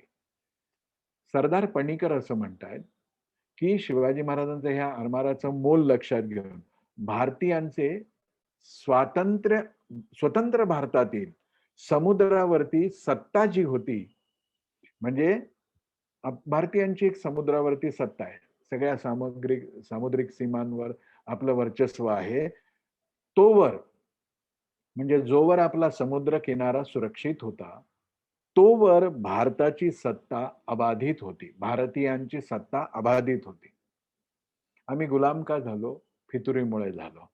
आणि खरंच आहे, समुद्र ज्याच्या ताब्यात आहे त्याच्या ताब्यात तो सगळा देश असतो.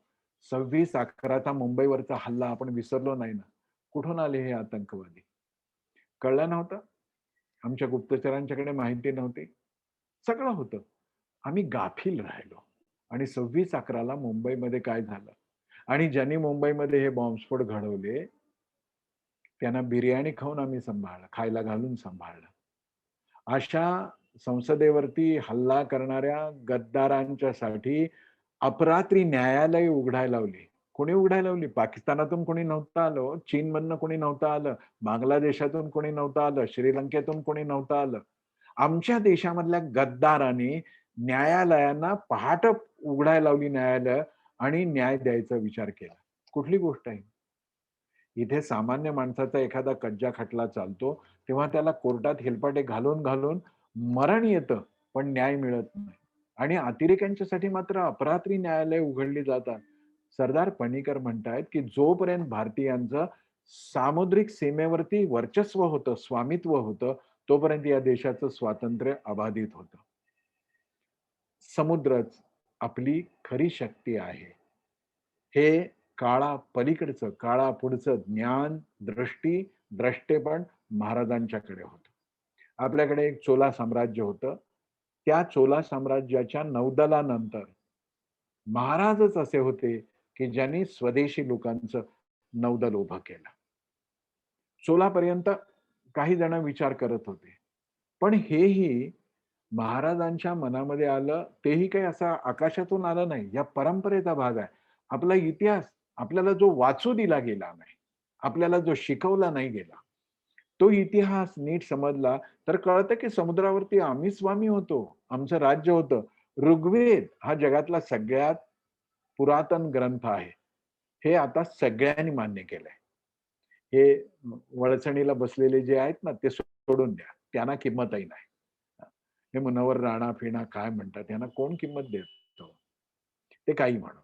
पण ऋग्वेद हा पुरातन आहे.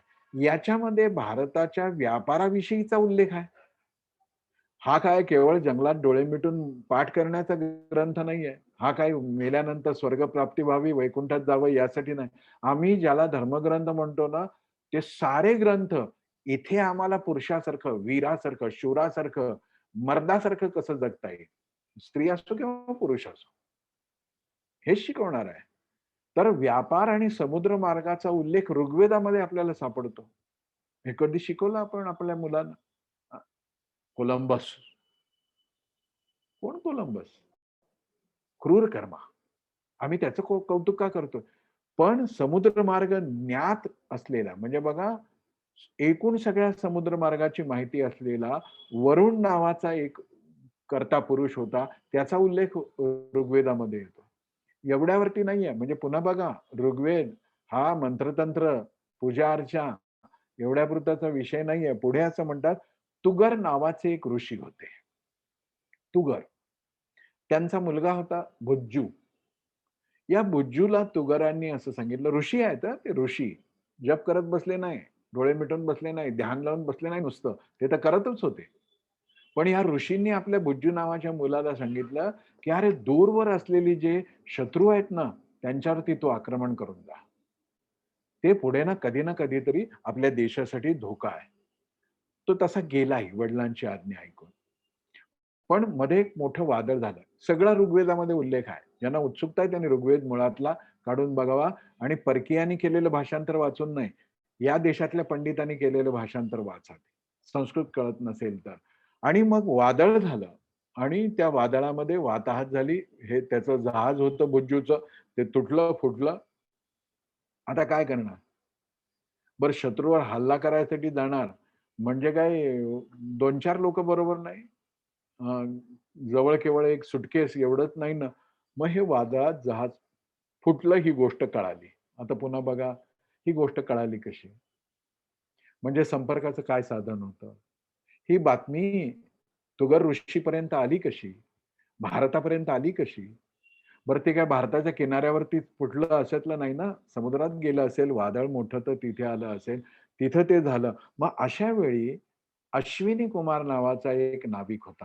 म्हणजे त्याला नौदल आणि समुद्री मार्ग सगळे माहिती होते. त्यांनी एक जहाज सिद्ध केलं आणि ह्या बचावासाठी रेस्क्यू ऑपरेशन बचावासाठी ते घेऊन गेले. याच्या जहाजाचं वर्णन ऋग्वेदामध्ये आहे. जहाज वलवायला वल्ली लागत होती त्यावेळेला, शेडाची होती. अश्विनी कुमाराच्या जहाजाला 100 वल्ली होती. 50 इकडे, 50 इकडे. केवढं मोठं जहाज असेल ते. आम्हाला टायटॅनिक माहिती आहे. त्याचा इंच माहिती आहे. पण अश्विनी कुमारच्या या जहाजाविषयी आम्हाला माहिती नाही. हे कसं काय चालेल? हे हे घेऊन गेला आणि त्यांनी या फुटलेल्या बुज्जूच्या जहाजातल्या लोकांचे प्राण वाचवले असं सांगितलं. ऋग्वेद. रामायण आता सिद्ध झालं की इतिहास आहे. कवी कल्पना नाही. रामायणाची काही व्हर्शन्स वेगवेगळ्या कवींनी आपल्या भावना त्यातनं प्रकट केल्या. पण मूळ वाल्मिकी रामायणामध्ये किष्किंधा कांडामध्ये एक सुग्रीवाचा आदेश येतो. सुग्रीवाने आदेश दिलाय. आता सुग्रीवाचा किष्किंधा कांडातला हा आदेश काय आहे? तर सीतामाईंचा शोध घ्यायचा आहे. आणि असा शोध घेण्यासाठी वानरांना ते सांगतायत, की यवन द्वीपापर्यंत तुम्ही जाऊन बघा. यवन द्वीपापर्यंत. अखाता. पुढे ते असं सांगतायत, सुवर्णाद्वीपापर्यंत जाऊन बघा. आणि एवढंच नाही आपल्याला आश्चर्य वाटेल, याच किष्किंधा कांडातल्या सुग्रीवाच्या आदेशामध्ये लोहित सागर पर्यंत तुम्ही जा असं म्हटलंय. लोहित सागर म्हणजे रेड सी, लाल समुद्र. आता किष्किंधा कांडात ही सगळी माहिती सुग्रीवाच्या तोंडी येते आहे. याचा अर्थ आपल्याला त्या काळामध्ये समुद्रमार्ग, समुद्रावरची सत्ता, समुद्राचं महत्त्व माहिती होतं. पुढे आपल्या डोक्यामध्ये हा कोरोना कोणीतरी घातला, की समुद्र उल्लंघला, की धर्मभ्रष्ट झाला. अयोध्याकांडामध्ये नाविक युद्धाच्या तयारीचा उल्लेख येतो रामायणातल्या अयोध्याकांडामध्ये. इतकंच नाही, तर समुद्रापलीकडे जाणाऱ्या व्यापाऱ्यांना कोणत्या सुविधा, कशा सुविधा दिल्या पाहिजेत याच्याविषयीचा उल्लेख रामायणामध्ये येतो. महाभारताचा उल्लेख घेतला तर सहदेवाने पांडवांपैकी एक सहदेवाने अनेक बेटांवरती स्वाऱ्या करून म्लेच्छांना नाकी नऊ आणले होते. हे म्लेच्छ त्या बेटावर सत्ता गाजून होते. सहदेवाने हल्ला केला. द्रोण पर्वामध्ये एक उल्लेख येतो फुटलेल्या जहाजातील नाविक आणि वादळात सापडलेल्या जहाजाविषयीचा उल्लेख आहे तो. मग हे सगळं हे कुठून आलं त्या द्रोण पर्वामध्ये, महाभारतामध्ये? होतं म्हणूनच आलं ना. महाभारतामधले महामंत्री विदुर आहेत. त्यांच्या बोलण्यामध्ये असं येतं, या विदुरांचा उल्लेख असा येतो, की अनेक प्रकारची यंत्र सिद्ध करून ही यंत्र आणि युद्ध साहित्याने भरलेलं एक जहाज त्यांनी कायम ठेवलं होतं, विक्रांत सारखं लढाऊ असं एक जहाज तिकडे ठेवलं होतं. आता इतिहास ज्या महाराजांना ज्ञात आहे, जिजाबाई साहेबांनी काय शिकवलं? ट्विंकल ट्विंकल लिटिल स्टार शिकवलं, जॉनी जॉनी येस पप्पा शिकवलं. महाराजांना तर सगळा इतिहास ते सांगत होत्या. तो रक्तात बिंबवत होत्या, पराक्रमाच्या गोष्टी सांगत होत्या आणि नुसता इतिहास सांगून त्या थांबत नव्हत्या. त्या म्हणत होत्या की इतिहासाची निर्मिती करतो, काळापलीकडे बघायला शिकतो. महाराजांना हे सगळं माहिती होतं. सुरेंद्रनाथ सेन, सुरेंद्रनाथ सेन, सरदार पणीकर जसं मी सांगितलं, ही नावं सांगतो कृपया लक्षात ठेवा आणि यांचं साहित्य मिळालं, यांचा इतिहास लेखन मिळालं तर जरूर वाचा. सुरेंद्रनाथ सेननी एका ठिकाणी असं म्हटलंय, महत्वाचं वाक्य ते, मराठ्यांच्याकडे युद्धाची परंपरा असली तरीही म्हणजे आपल्याकडे आपण युद्ध लढवय्ये आहोतच हो. मराठ्यांच्याकडे ही सगळी युद्धाची परंपरा जरी असली तरी समुद्र हा त्या मानाने मधल्या सगळ्या काळातल्या अनेक गोष्टी घडल्यामुळं आपल्यासाठी एक नवीन पैलू होता. म्हणजे इतका तो ज्ञात सरसकट नव्हता. महाराजांचे वेगळेपण कळतं आपल्याला. शूर होतो आम्ही, पण समुद्राविषयी आम्हाला तितकीशी माहिती नव्हती, म्हणजे त्याचं मोल कळलं नव्हतं. हा नवीन पैलू होता. भारताच्या इतिहासात सुरेंद्रनाथ सेनांचं वाक्य कोट करतोय मी. भारताच्या इतिहासात शिवाजी हा एकमेव राजा होता की ज्याने नौदलाची स्थापना राजकीय दृष्टीने केली. बघा, व्यापारासाठी नौदल 4 जहाजं असणं, 4 जहाजं बांधायचा कारखाना असणं हे महत्वाचं नाही. पॉलिटिकली की मला माझ्या रयतेचं जे साम्राज्य निर्माण करायचं आहे त्यासाठी मला जे स्वधर्म, स्वभाषा, स्वदेश याची रचना करायची आहे त्यासाठी एका राजकीय दृष्टीने शिवाजी महाराजांनी आरमार स्थापन केलं असं ते म्हणतात. शिवाजी महाराजांचे आज्ञापत्र हे पुस्तक मुद्दाम त्याचा उल्लेख करतोय मी की ते आज्ञापत्र आजही उपलब्ध आहेत, कोणालाही उपलब्ध आहेत. आपल्यापैकी काही जणांनी वाचली असतील. त्याच्यामध्ये ते असं म्हटलंय की शिवाजी महाराजांची ही भूमिका होती की आरमार हे राज्याचं एक स्वतंत्र राज्यांगच आहे. राज्याचं एक अंग आहे आरमार. ज्याच्याजवळ अश्वबळ, महाराज काय सांगतायत, ज्याच्याजवळ घोडदळ आहे, अश्वबल आहे, पृथ्वी त्याची प्रजा. तसंच आरमार ज्याच्याकडे त्याचा समुद्र. आणि त्यामुळं आरमारा या सगळ्याचं महत्व लक्षात घेता याकरता आरमार अवश्यमेव केलं पाहिजे असं आज्ञापत्रामध्ये म्हटलेलं आहे. शिवाजी महाराजांच्या हे लक्षात आलं. शिवाजी महाराज हे सगळं करताना सावध आहेत, समर्थ आहेत आणि ही सावधानता आणि हे सामर्थ्य काला पलीकडचं पाहणाऱ्या महाराजांच्या धोरणाचं महत्वाचं अंग आहे. बघा, आता आरमार उभं केलं. महाराज किती सावध आहेत, किती दक्ष आहेत. सामर्थ्य तर आहे, स्वदेशी असावं, परकीयावर अवलंबून राहू नये, आपलं स्वतःचं आरमार, ते शस्त्रसज्ज असावं, युद्धसज्ज असावं, चपळ असावं, सगळं. पण सावधानतेचा भाग पण आहे. म्हणजे आहे सगळं आणि पाय पसरून झोपले असं नाही. महाराज असं लिहित आहेत की पावसाळा जेव्हा येतो, आपण आजही बघतो, सगळी जहाजं समुद्र किनाऱ्यावर आणून उलटी करून त्याची डागडुजी केली जाते आणि पावसाळ्यामध्ये तसंही समुद्र सफरी नसते, मच्छीमारी पण कमी झालेली असते, धोका असतो म्हणून. तर ही पावसाळ्यामध्ये जहाजांची छावणी केली जायची. महाराज असं सांगतायत की ही जहाजांची छावणी करताना सावधानता काय बाळगा. आज्ञापत्रामध्ये ह्याचा पण उल्लेख आहे. 1, छावण्या पावसाळा सुरू होण्याच्या आधी 8-15 दिवस उभ्या कराव्या. म्हणजे तहान लागल्यावर विहीर खणायची नाहीये. पावसाळा आता सुरू होणार आणि कदाचित आजच्या हवामान खात्यापेक्षा कदाचित चांगला आणि बरोबर अंदाज त्याकाळी पंचांगातून ग्रह नक्षत्रावरून मिळत असेल, माहिती नाही, त्याचा एक अभ्यास करायला पाहिजे. पण 10-15 दिवस, 8-15 दिवस आधी या छावण्यांची व्यवस्था केली पाहिजे. 1.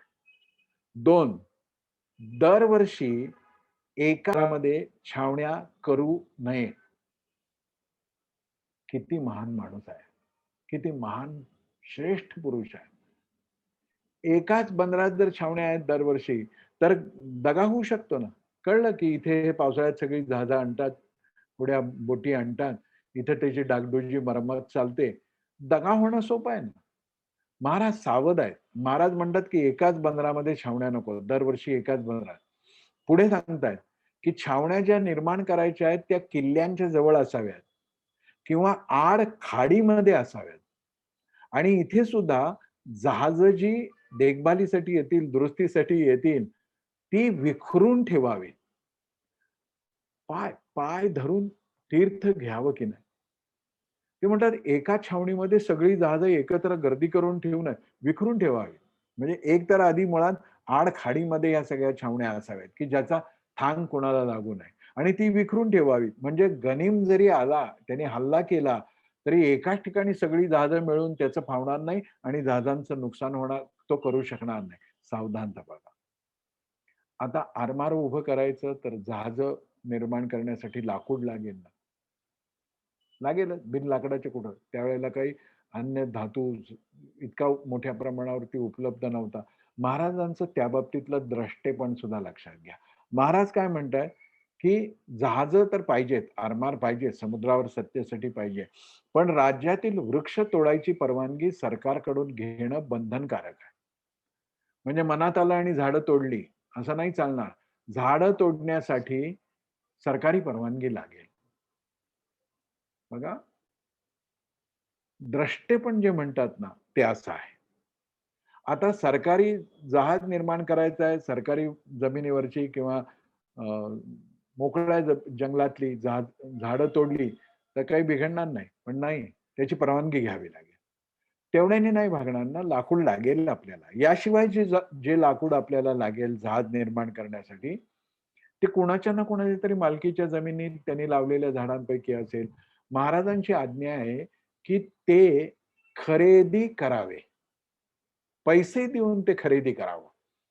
बघा, कोणालाही त्रास होता कामा नये. ते असं म्हणतात, कारण झाडं रयतेनं लावून त्यांचं जतन लेकराप्रमाणे केलेलं असतं. त्यामुळं ती तोडाल तर त्यांना दुःख होईल.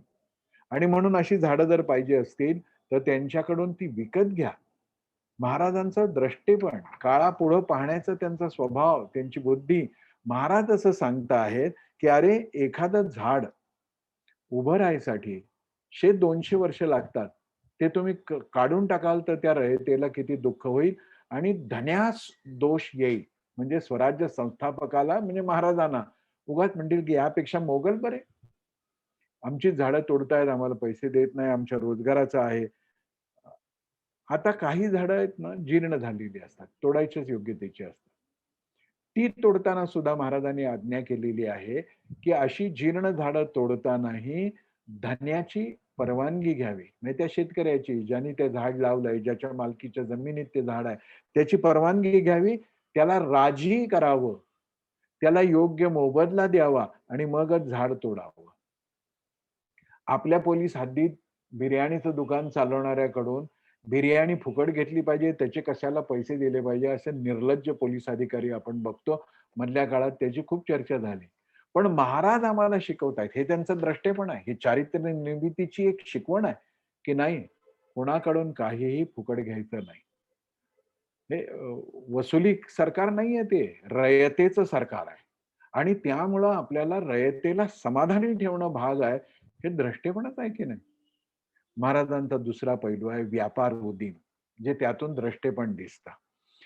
महाराजांनी काय केलं लक्षात घेतलं त्यांनी, की हे पोर्तुगीज, डच, इंग्रज लोक काय करतात, व्यापारी तर सगळ्या जगाशी व्यापार चालू होता. समुद्राच्या कोकणाच्या समुद्र किनाऱ्यावरती जहाजं या व्यापाऱ्यांची येत असत. कधी डागडुजीला, कधी माल उतरवायला, कधी माल चढवायला, कधी अन्य काही कारणाने. आणि हे पोर्तुगीज, डच वगैरे लबाड लोक काय करायचे, कोकणच्या किनारपट्टीवर येण्यापूर्वी किंवा कोकणाच्या बंदरांना जहाजही अन्य व्यापाऱ्यांची लागण्यापूर्वी हे सगळे इंग्रज, डच, पोर्तुगीज परस्परच जकात वसूल करायचे. म्हणजे ते कोकणाजवळ येऊच द्यायचे नाहीत. समुद्रामध्येच ते सगळ्यांना थांबून जकात वसूल कर. महाराजांच्या लक्षात आलं. आणि ते असं म्हणाले, की "अरे, हा काय भोचकपणा आहे यांचा? हे कोण आहे? हे आपल्या किनारपट्टीवर येणाऱ्या जहाजाचं कसं काय वसूल करू शकतात जकात? आणि म्हणून महाराजांनी ही प्रथा मोडून काढली. ठामपणाने मोडून काढली. अशी मोडून काढायची असेल तर काय केलं पाहिजे? तर समुद्रावरती आपलं लक्ष असलं पाहिजे. म्हणून कोकण सागरी किनाऱ्यावरती सगळ्या 13 किल्ले महाराजांनी उभे केले. आणि या 13 किल्ल्यांच्या माध्यमातून मॉनिटरिंग करतायत ते संपूर्ण किनारपट्टीचं. स्वराज्याची स्वतःची 85 तगडी जहाजं त्यांनी बांधली. स्वतःच्या मालकीची. ही युद्धपोत नव्हते. कशासाठी बांधली होती ही? 85 हा खेळ नाहीये. 85 अशी जहाजं ते महाराजांनी निर्माण केली. कशासाठी? तर Iraq, Muscat, Spain, Holland, France अशा देशांशी व्यापार करण्यासाठी महाराजांनी ही आपली जहाजं स्वराज्याची म्हणजे सरकारी मालकीची ही जहाजं निर्माण केली. महाराजांचा ह्याच्यातला द्रष्टेपणा जरा समजून घ्या. सरकारी तिजोरीत पैसे यावे, राजकोष वाढावा, असा प्रत्येक राजा प्रयत्न करत असतो. त्याचे मार्ग कुठले आहेत? एक तर लढाया करून मुलूक जिंकणं. त्यामुळे तिथून येणारं उत्पन्न सारे आपल्याला मिळायला लागतात. दुसरं, तगड्या श्रीमंत असलेल्या शत्रूच्या शहरावरती हल्ला करणं, लूट करणं आणि तिथून धन आणणं, सुरतेची लूट. तिसरा आहे की एखाद्या राजावर हल्ला करायचा, त्याच्याशी तडजोड करायची, तह करायचा आणि त्यातून मोठ्या प्रमाणावरती धनराशी, सोनं नाणं उपलब्ध करून घ्यायचं. पण हे सगळं करत असताना एक धोका होता, की लहान-मोठ्या लढाया तर होत, कधी-कधी मोठी युद्ध होत. यात मनुष्यहानी व्हायची. आणि हे सगळं काही नियमित वेळापत्रकानुसार चालणारं नाही. महाराजांनी असा विचार केला, की लढायातून तर धननिर्मिती होईलच. अशा पद्धतीनं तह वगैरे करून आपल्याला पैसा. पण एक स्थायी स्वरूपात आणि दीर्घकाळ टिकणारा आपल्याला इन्कम सोर्स तयार करायचा असेल, तर व्यापार उदीमावरती आपल्याला लक्ष द्यावं लागेल. महाराजांनी ते लक्ष दिलं. आणि तसं लक्षात जसं पाहिलं, की की कोकण किनारपट्टीवरती किल्ले उभे केले, जहाजं बांधली, जकात वसुली सुरू केली. युद्धसज्जता तर होतीच, पण हे सगळं व्यापार उदीम वाढवण्यासाठी त्या परकीय व्यापाऱ्यांना वेगवेगळ्या ठिकाणाहून येणाऱ्या व्यापाऱ्यांच्यासाठी सुविधा निर्माण केल्या आणि आपल्या मुलखातलं व्यापार उदीम वाढवण्यासाठी महाराजांच्या लक्षात आलं, की आपल्याला एक व्यापारी केंद्र उभं केलं पाहिजे. असं व्यापारी केंद्र उभं करायचं असेल, तर ते कुठं असलं पाहिजे? जिथून सगळ्या व्यापारी रस्त्यांवरती लक्ष पण राहील आणि सगळ्यांना तिथे येणं-जाणं सोयीचं पण होईल, पण दगाफटका आणि युद्ध होणार नाही म्हणून रायगडची बाजारपेठ महाराजांनी उभी केली. आपल्याला आश्चर्य वाटेल, रायगडवर महाराजांनी जेव्हा हे ट्रेडिंग उभं केलं, ट्रेड सेंटर उभं केलं म्हणू आपण, याच्यामध्ये वेगवेगळ्या देशातल्या वेगवेगळ्या सामर्थ्यवान व्यापाऱ्यांना आपली कार्यालय, ऑफिसेस सुरू करण्यासाठी महाराजांनी रीतसर परवानगी दिली. 44 अशा ऑफिसेसला रायगडावरती आज जी आपण बाजारपेठ बघतो होळी माळापासून दरबाराकडे जात असताना, तिथे ही या व्यापाऱ्यांची ऑफिसेस थाटली. यातले 22 जे होते व्यापारी, 44 एकूण ऑफिसेस होती. युरोपीय व्यापारी होते 22. परकीय व्यापारी. पण दक्षिणेकडच्या आणि उत्तरेकडच्या भारतीय श्रीमंत व्यापाऱ्यांची सुद्धा 22 ऑफिसेस, कार्यालय रायगडावरती होती. अशा पद्धतीने महाराजांनी व्यापार उदीम वाढवून राजकोषामध्ये अधिकाधिक स्थायी आणि दीर्घकाळ सतत येत राहणाऱ्या धनाचा एक स्रोत निर्माण केला, सोर्स ऑफ इन्कम निर्माण केला. याच व्यापाऱ्याला, उद्योगाला जोडून महाराजांचं कृषी धोरण होतं. महाराजांनी कृषी क्षेत्राकडेही फार बारकाईनं लक्ष दिलं होतं. एक तर गावाच्या गावं ओसाड झाली होती. स्वराज्यासाठी काही करायचं तर लोकांच्या मनामध्ये ती चेतना निर्माण करायची. पण सैन्य पोटावरती लढत असतं. त्यामुळं रयतेच्याही पोटापाण्याची व्यवस्था केली पाहिजे.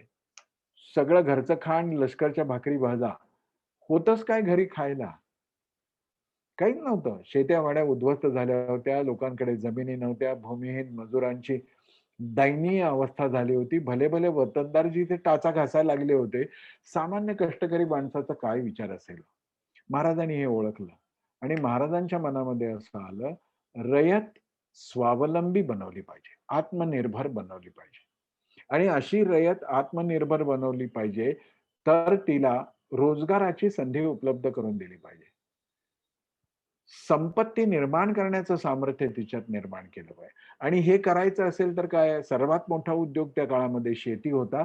त्यामुळं शेतीसाठी जे भूमिहीन आहेत, ज्यांच्याकडे जमीन नाही, पण मराठ्यांच्या रक्तामध्ये, महाराष्ट्रातल्या लोकांच्या कष्ट करून संपत्ती निर्माण करण्याचा संस्कार आहे. महाराजांनी त्याचा योग्य उपयोग केला आणि अशा लोकांना जमिनी दिल्या कसाईसाठी. अशा जमिनी देत असताना महाराजांनी ज्या सहज उपलब्ध आहेत आणि शेती लागवडी योग्य आहेत, अशा जमिनींचं वाटप तर केलंच. पण काही जमिनी अशा होत्या की जिथे शेती होऊ शकते, पण जंगल व्याप्त आहेत. काही जमिनी अशा होत्या की माळरानच आहेत. या सगळ्या जमिनी महाराजांनी व्यवस्थित पद्धतीनं त्याची नोंद करून भूमिहीनांना दिल्या. आता जमिनी दिल्या.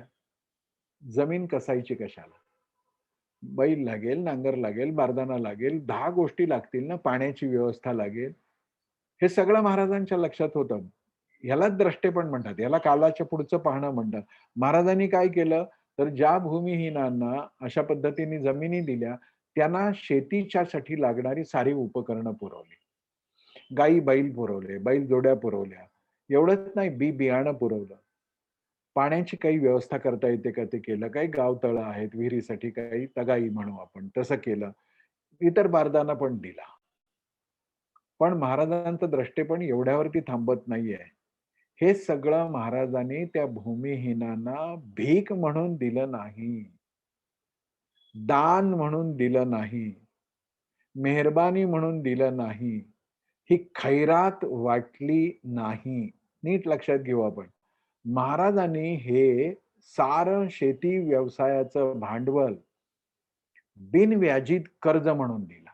कर्ज आहे, फेडायचं आहे, फुकटचं नाही. एकतर अशिक्षित लोक होते, त्यामुळं आपण त्यांच्या हातात जर पैसा दिला असता, मुद्रा दिल्या असत्या, तर लोकांनी काय केलं असतं? अहो, शिकलेले लोकांनी काय केलं मधल्या काळात? विहीर तगाईसाठी मिळालेले पैसे जे आहेत, विहिरीसाठी मिळालेलं कर्ज आहे, त्यात पोरीची लग्न केली. अन्य घरच बांधले काही लोकांनी आणि ते कर्ज कधीच फिटलं नाही. म्हणजे ज्या कारणासाठी महाराजांनी कर्ज दिलं आहे, ते कर्ज त्याच कारणासाठी वापरलं जायचं असेल, तर ह्या कमी शिकलेल्या, नव्याने उभं राहण्याचा प्रयत्न करणाऱ्या लोकांना पैसे न देता साधनं पुरवली आणि ही साधनं सुद्धा कर्ज म्हणून पुरवली. महाराज असं म्हणायचे की याची परतफेड करायची. आता ही परतफेड कशी करायची? तर शेतसाऱ्यातून. ही कर्जमाफी वगैरे भानगड जनतेला, रयतेला, नागरिकांना आळशी बनवणं आणि आपल्या ताटाखालची लाचार मांजरं बनवणं यासाठी महाराजांचा जन्म नव्हता. त्यांना असल्या मार्गाने जाऊन लोकांची मतं नको होती. ते म्हणाले की हे कर्ज आहे आणि जे कर्ज आहे ते फेडायचं आहे आणि जो कर्ज फेडायची वृत्ती बाळगतो ना तो मराठा आहे. हिंमत आहे त्याच्यात. तो बेईमानी करणार नाही. कसली माफी? तो म्हणेल मी फेडतो. मी नाही फेडू शकलो, माझा पोरगा, माझा नातू, माझा पणतू, पण तुझा ₹1 ठेवणार नाही राजा आम्ही. महाराजांनी हे कर्ज दिलं. कर्जाच्या परतफेडीची व्यवस्था केली. पिकाच्या अनुषंगाने पिकानुसार शेतसारा ठेवला आणि शेतसाऱ्यातून ही कर्जाची परतफेड केली. ज्या वर्षी पीक नाही त्या वर्षी शेतसारा गोळा नाही केला. ज्या वर्षी चांगलं पीक आहे थोडा वाढवून शेतसारा घेतला. जनतेला त्रास तर होता कामा नये, पण जनतेला घेतलेलं कर्ज वस्तू रूपातला असो, धनरूपातला असो, ते फेडायची सवय लावणारा हा द्रष्टा महापुरुष होता आणि त्यातूनच रयतेच्या मनात आलं, की एका राजाने दिलेलं कर्ज मला फेडायचं आहे, तसं राष्ट्राचं एक कर्ज माझ्यावरती आहे, ते देशभक्तीचे हप्ते भरून मला फेडायचं आहे. कसा संस्कार विकसित होत गेला बघा. मग असाच गावठाणं उद्ध्वस्त झाली होती. लोक परागंदा झाले होते, रानोमाळ फिरत होते. जीवाची शाश्वती नव्हती. स्त्रीच्या अब्रूचं रक्षण कसं काय? महाराजांनी ठरवलं की वस्ती निर्माण केली पाहिजे. गावं उभी केली पाहिजे. मग या गावांना घरं असली पाहिजेत. घरांसाठी जमिनी असल्या पाहिजेत. मग ती जमीन उपलब्ध करून दिली. गावठाण वसवण्याचे प्रयत्न झाले. गाढवाचा नांगर फिरलेल्या पुण्यात सोन्याचा नांगर फिरवून पहिला सार्वजनिक गणेशोत्सव कसबा गणपतीचा महाराजांनीच सुरू केला ना एका अर्थाने. हां, टिळकांनी त्याला अधिक व्यापक रूप दिलं. पण महाराजच हे सगळं करत होते. महाराजांनी जमिनी दिल्या. घरं बांधायला लावली. घरं बांधण्यासाठी मदत केली आणि प्रत्येक वेळी असं सहाय्य रयतेला करून स्वतःला स्वतःच्या पायावर उभं करत असताना महाराजांनी भूमिका घेतली की माझी रयत स्वावलंबी झाली पाहिजे, आत्मनिर्भर झाली पाहिजे. आणि म्हणून माझी प्रत्येक योजना रयत केंद्रित असली पाहिजे. जाता जाता हे लक्षात ठेवा, यातल्या कोणत्याही सहाय्यक योजनेला महाराजांनी स्वतःचं नाव दिलं नाही. निराधार भूमिहीनांना जमीन देताना शिवाजीराजे, शहाजीराजे भोसले जमीन वाटप योजना असं नाही म्हटलं. शेतीला अवजारं पुरवत असताना किंवा गावतळी विहिरी काढायसाठी काही सहाय्य देत असताना जिजामाता जल निर्धारण योजना असं नाही नाव दिलं. स्वतःच्या कुटुंबातल्या, स्वतःच्या नात्यातल्या, स्वतःच्या घरातल्या पाळीव प्राण्यांच्याही नावानी सरकारी योजना, जो तुमच्या माझ्या करातून येणारा पैसा देणारे निर्लज्जपणाचे संस्कार महाराजांवर नव्हते. त्यांचं द्रष्टेपण होतं. त्यांनी कोणत्याही योजनेतून स्वतःच्या नावाची टिमकी कधीच वाजवली नाही. हे राज्य व्हावे हे सुद्धा भोसल्यांचं नाही हो. हे राज्य व्हावे ही तो श्रींची इच्छा आहे. हे रयतेचं राज्य आहे. तो काही शासकीय योजनाला स्वतःच्या कुटुंबातल्या लोकांची नावं देईल, इथून तिथून सगळीकडे माझ्याच घरातल्या लोकांची नावं. या देशात दुसरं कोणी देशभक्त नाही जन्माला आला का? महाराज असे नव्हते. द्रष्टा असाच असतो आणि दुष्ट असे असतात. मी माझं माझं माझ्यापुरतं तळमळतायत. आता आपल्याकडे काही नाही, तळमळतायत. सरकारी बंगले काय हडप केले, सरकारी जमिनी काय हडप केल्या, स्वतःभोवती सुरक्षा कवच सरकारी खर्चाने. कोण आहात तुम्ही? आमदार पण नाही. तुमच्यावर एवढे खर्च कशासाठी करायचे? सगळं काढून घेतलं गेलं पाहिजे आणि ते योग्य आहे, तो न्याय आहे. आणि तो छत्रपतींचा संस्कार महाराजांनी लोकांना स्वावलंबी, आत्मनिर्भर बनवण्याचा प्रयत्न केला. याच पद्धतीनं तिसरा पण महत्वाचा पैलू जो आहे तोही आपण पाहणार आहोत, आणि तो आहे उत्तम कार्यप्रणालीचा. बेस्ट मॅनेजमेंट, उत्तम कार्यप्रणाली. आणि या उत्तम कार्यप्रणालीमध्ये महाराजांचं द्रष्टेपण आपल्या नजरेस येतं. आता हे सगळं मी तुम्हाला सांगतो आहे, तर तुमच्यापैकी काही जणांच्या मनात आलंच असेल ना, हा भारी अभ्यास केलाय हो या माणसाने. मी कोणी इतिहास संशोधक नाही, मी कोणी इतिहासाचा अभ्यासक नाही, अभ्यासक ज्याला म्हणू, मी विद्यार्थी आहे. पण आपल्याकडे अनेक अभ्यासकांनी, इतिहास संशोधकांनी इतिहास लिहिलेला आहे. ते सगळं मी या 3 मुद्द्याच्या अनुषंगानं जिथून जिथून आणता येईल तिथून आणायचा प्रयत्न केला. शेवटी मी कोण आहे? मी वाढपी आहे. मी ज्ञानेश्वरीचाही अभ्यास करेन, गीतेचाही अभ्यास करेन, कुटुंब व्यवस्थापनाचाही अभ्यास करेन. मी काय बृहस्पती आहे? मी तुमच्यासारखाच आहे. पण आई वडील, आजी आजोबा जसं घरातल्या मुलांना त्यांनी त्यांच्या लहानपणी ऐकलेल्या व कुठे कुठे वाचलेल्या गोष्टी सांगतात, तेव्हा त्या ऐकत असताना पुढच्या पिढीला असंच वाटतं, आपले आजोबा आजी काय बुद्धिमान आहेत ना, किती माहिती आहे त्यांना. वाटू द्यावा, असा आदर असू द्यावा. पण माझ्या बाबतीत असा गैरसमज का करून घेऊ नका. हे सगळं मी जिथून आणलं आहे तो झराच मी तुम्हाला सांगतो. म्हणजे हा व्यवस्थापनातला शेवटचा पैलू मला तुमच्याशी बोलताना अधिक मोकळेपणाने बोलता येईल. एक, मी ही सगळी माहिती घेतली, ती अनेक पुस्तकातून घेतली, पण 3 पुस्तकं माझ्या मनासमोर आहेत. आता प्रास्ताविकामध्ये जसं संजू भाऊंनी सांगितलं, तसं नागपूरचे जे इतिहासकारांचा उल्लेख त्यांनी केला, त्यांचं एक अप्रतिम पुस्तक आहे. बिनतोड, सप्रमाण, ऐतिहासिक सत्याच्या वस्तुस्थितीच्या आधारावरती लिहिलेलं. ते पुस्तक आहे शकनिर्माता शिवराय. आणि शकनिर्माता शिवराय कोणी लिहून घेत असेल तर कळावं, नाहीतर हे रेकॉर्डेडच आहे, तर तुम्हाला ते नक्कीच मिळेल. शकनिर्माते शिवराय. आणि याचं लेखक आहे विजयराव देशमुख. विजयराव देशमुख हे मुळात स्वतः शिवकथा सांगायचे. त्यांचं जिजामाता प्रतिष्ठान स्वतःचं आहे. आता ते आध्यात्मिक क्षेत्रातले एक अधिकारी पुरुष झालेत आणि सद्गुरू दास असं त्यांचं आत्ताचं नाव आहे. पण त्यांचं हे अप्रतिम पुस्तक आहे. मराठीत आहे, हिंदीतही उपलब्ध आहे. आपल्याला जे मिळेल ते जरूर वाचा.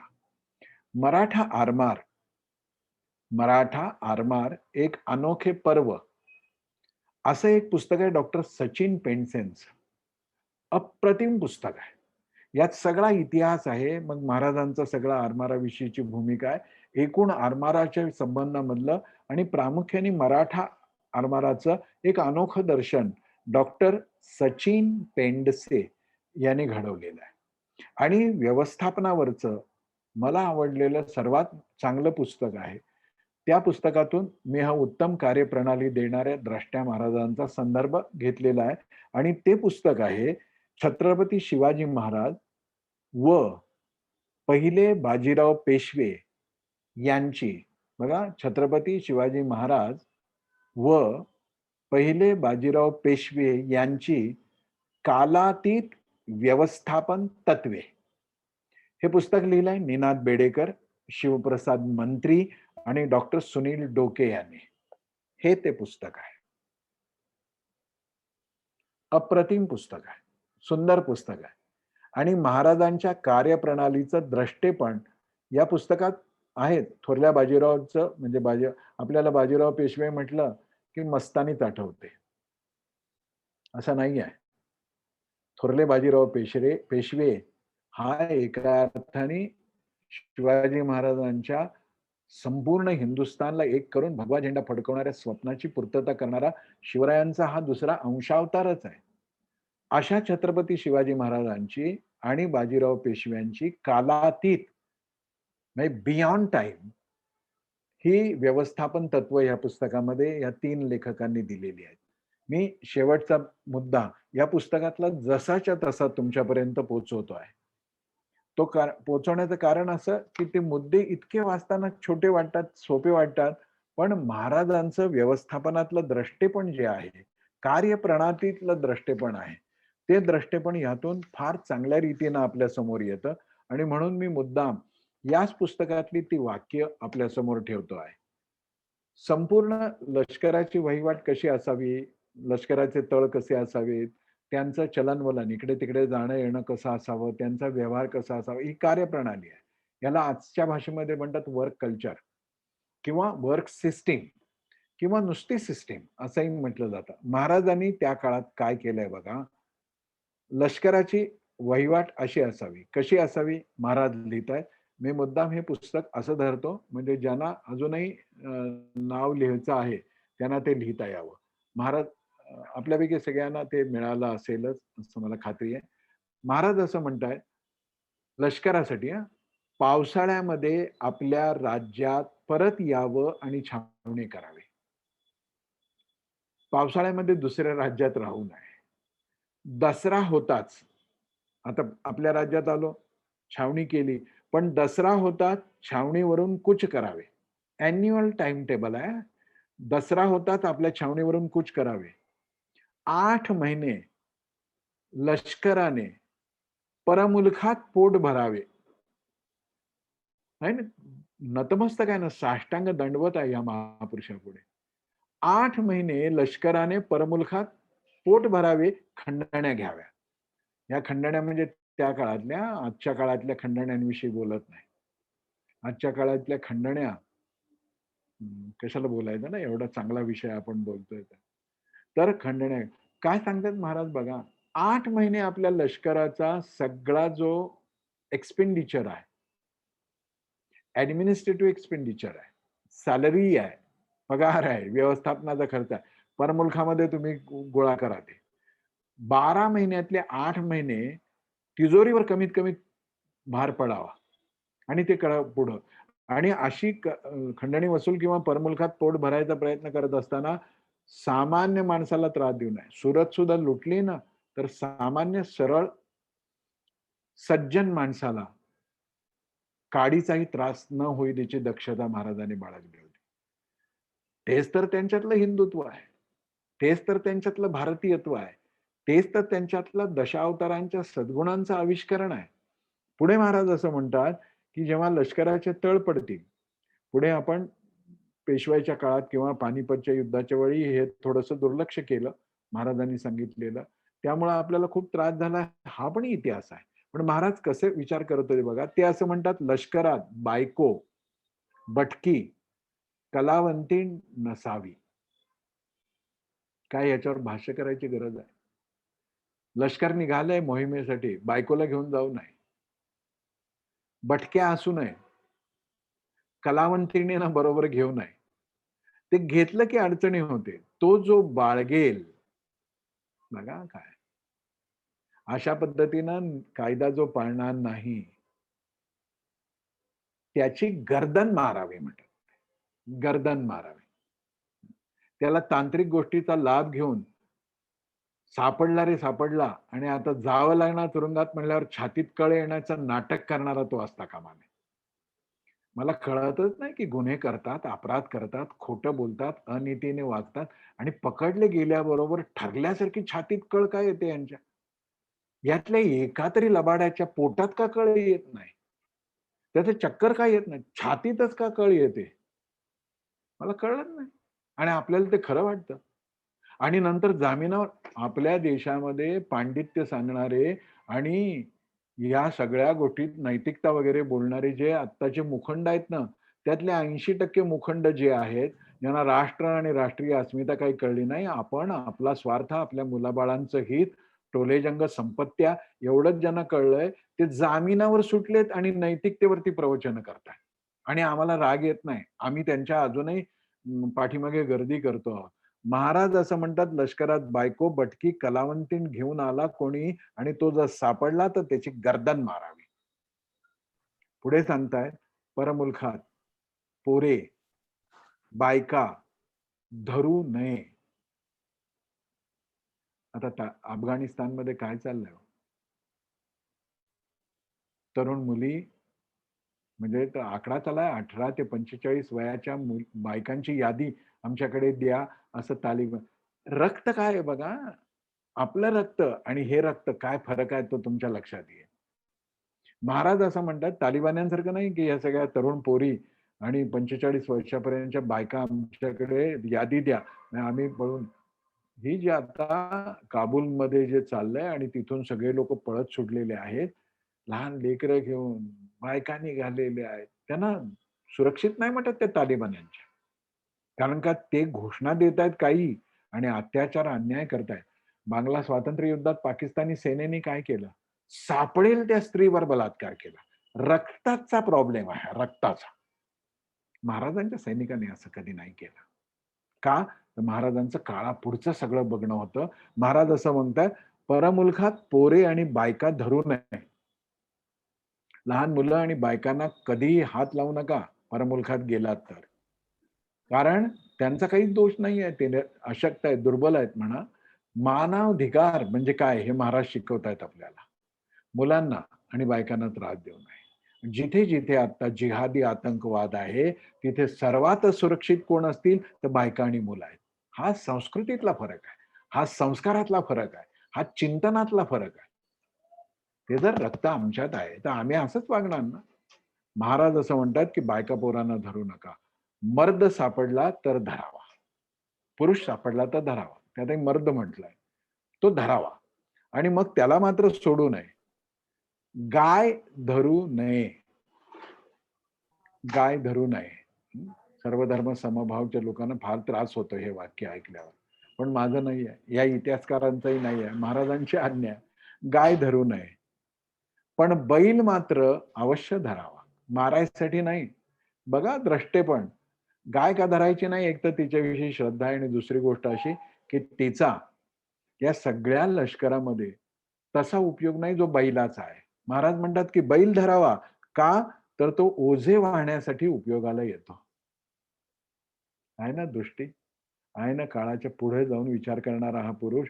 पुढे ते असं म्हणतायत, कोणीही कोणीही बलात्कार करू नये. कोणीही.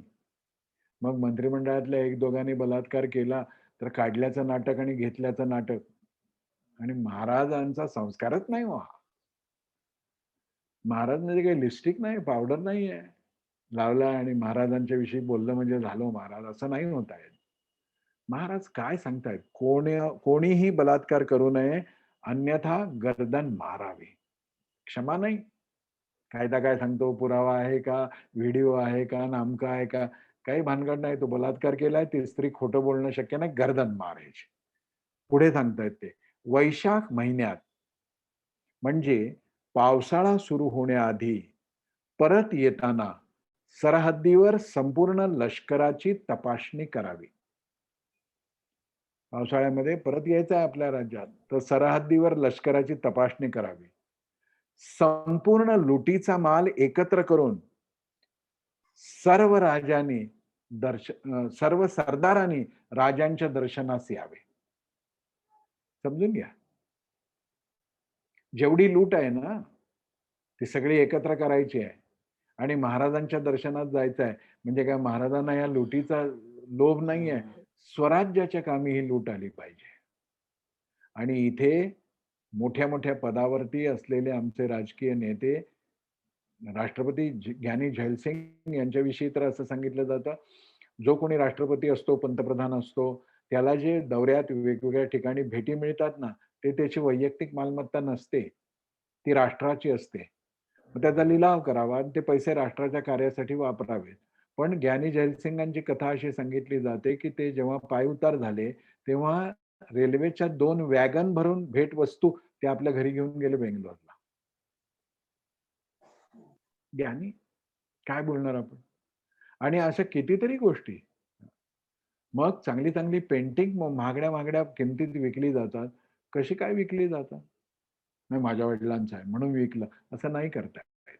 राष्ट्राची संपत्ती आहे. महाराज सांगतात, राजांचे दर्शनाला गेल्यावर ज्यांनी कोणी, फार महत्वाचा मुद्दा आहे.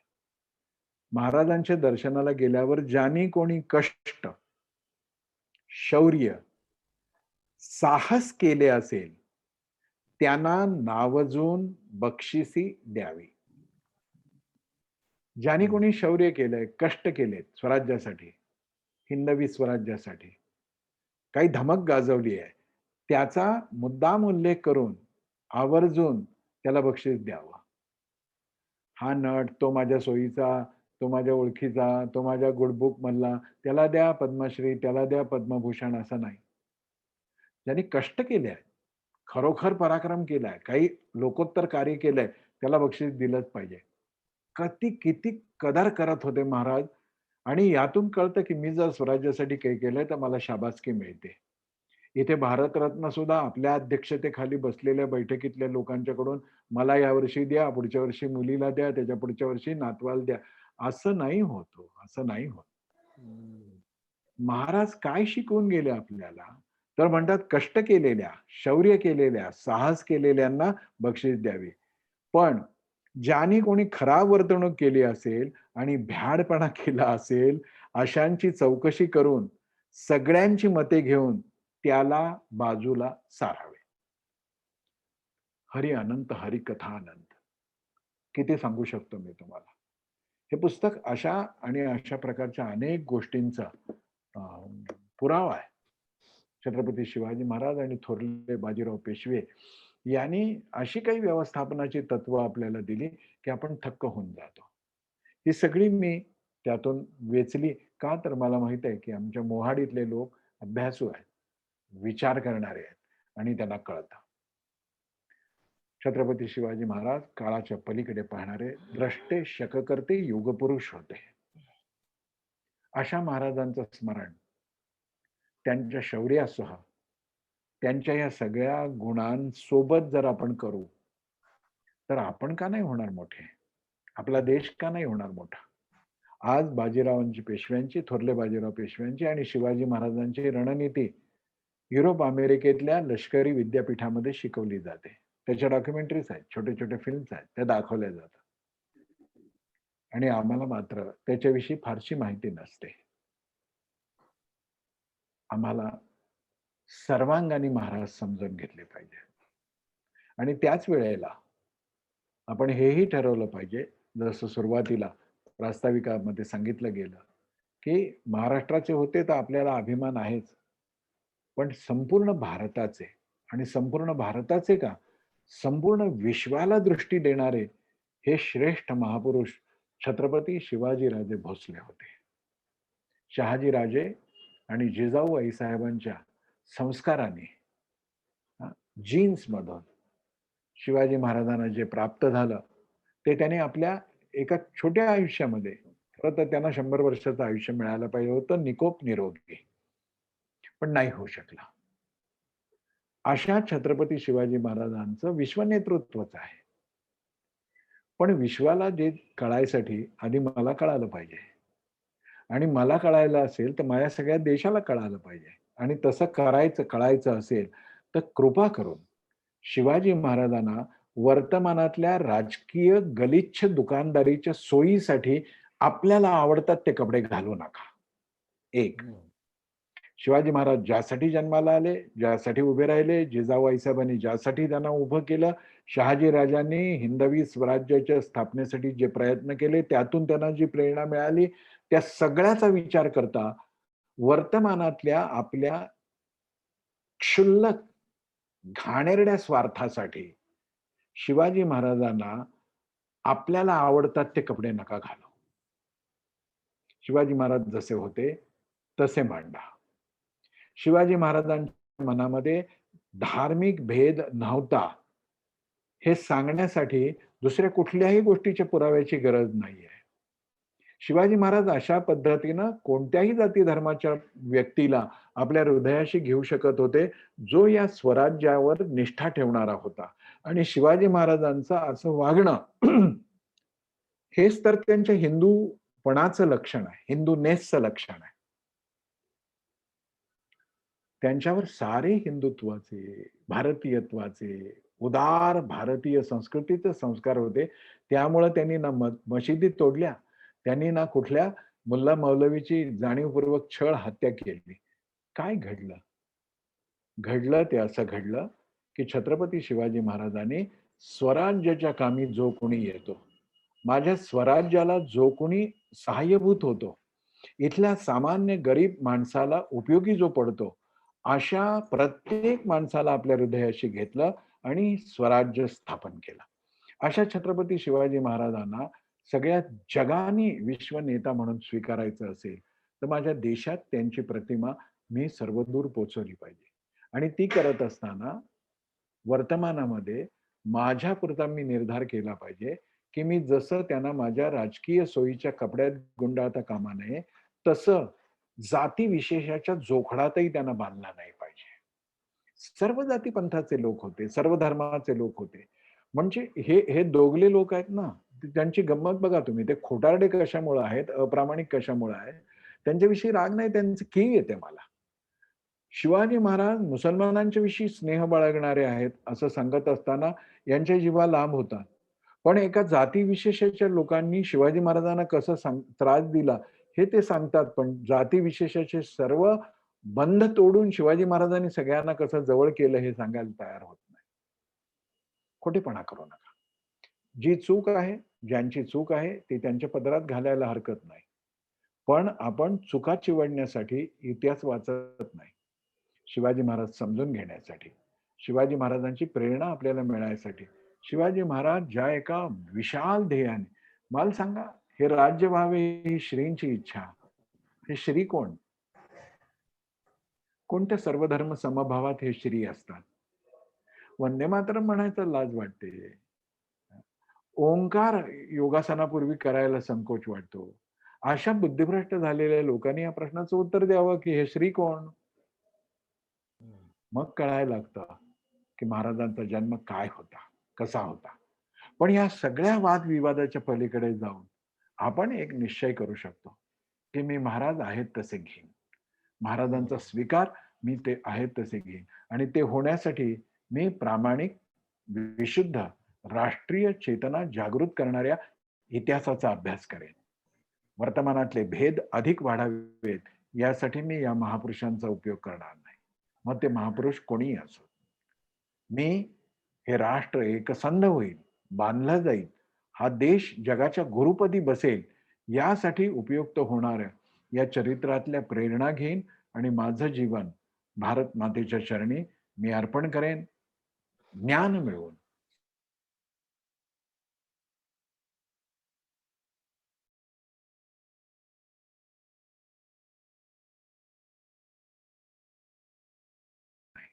मी अष्टभुजा गोपालकृष्णांच्या चरणी सगळ्यांचे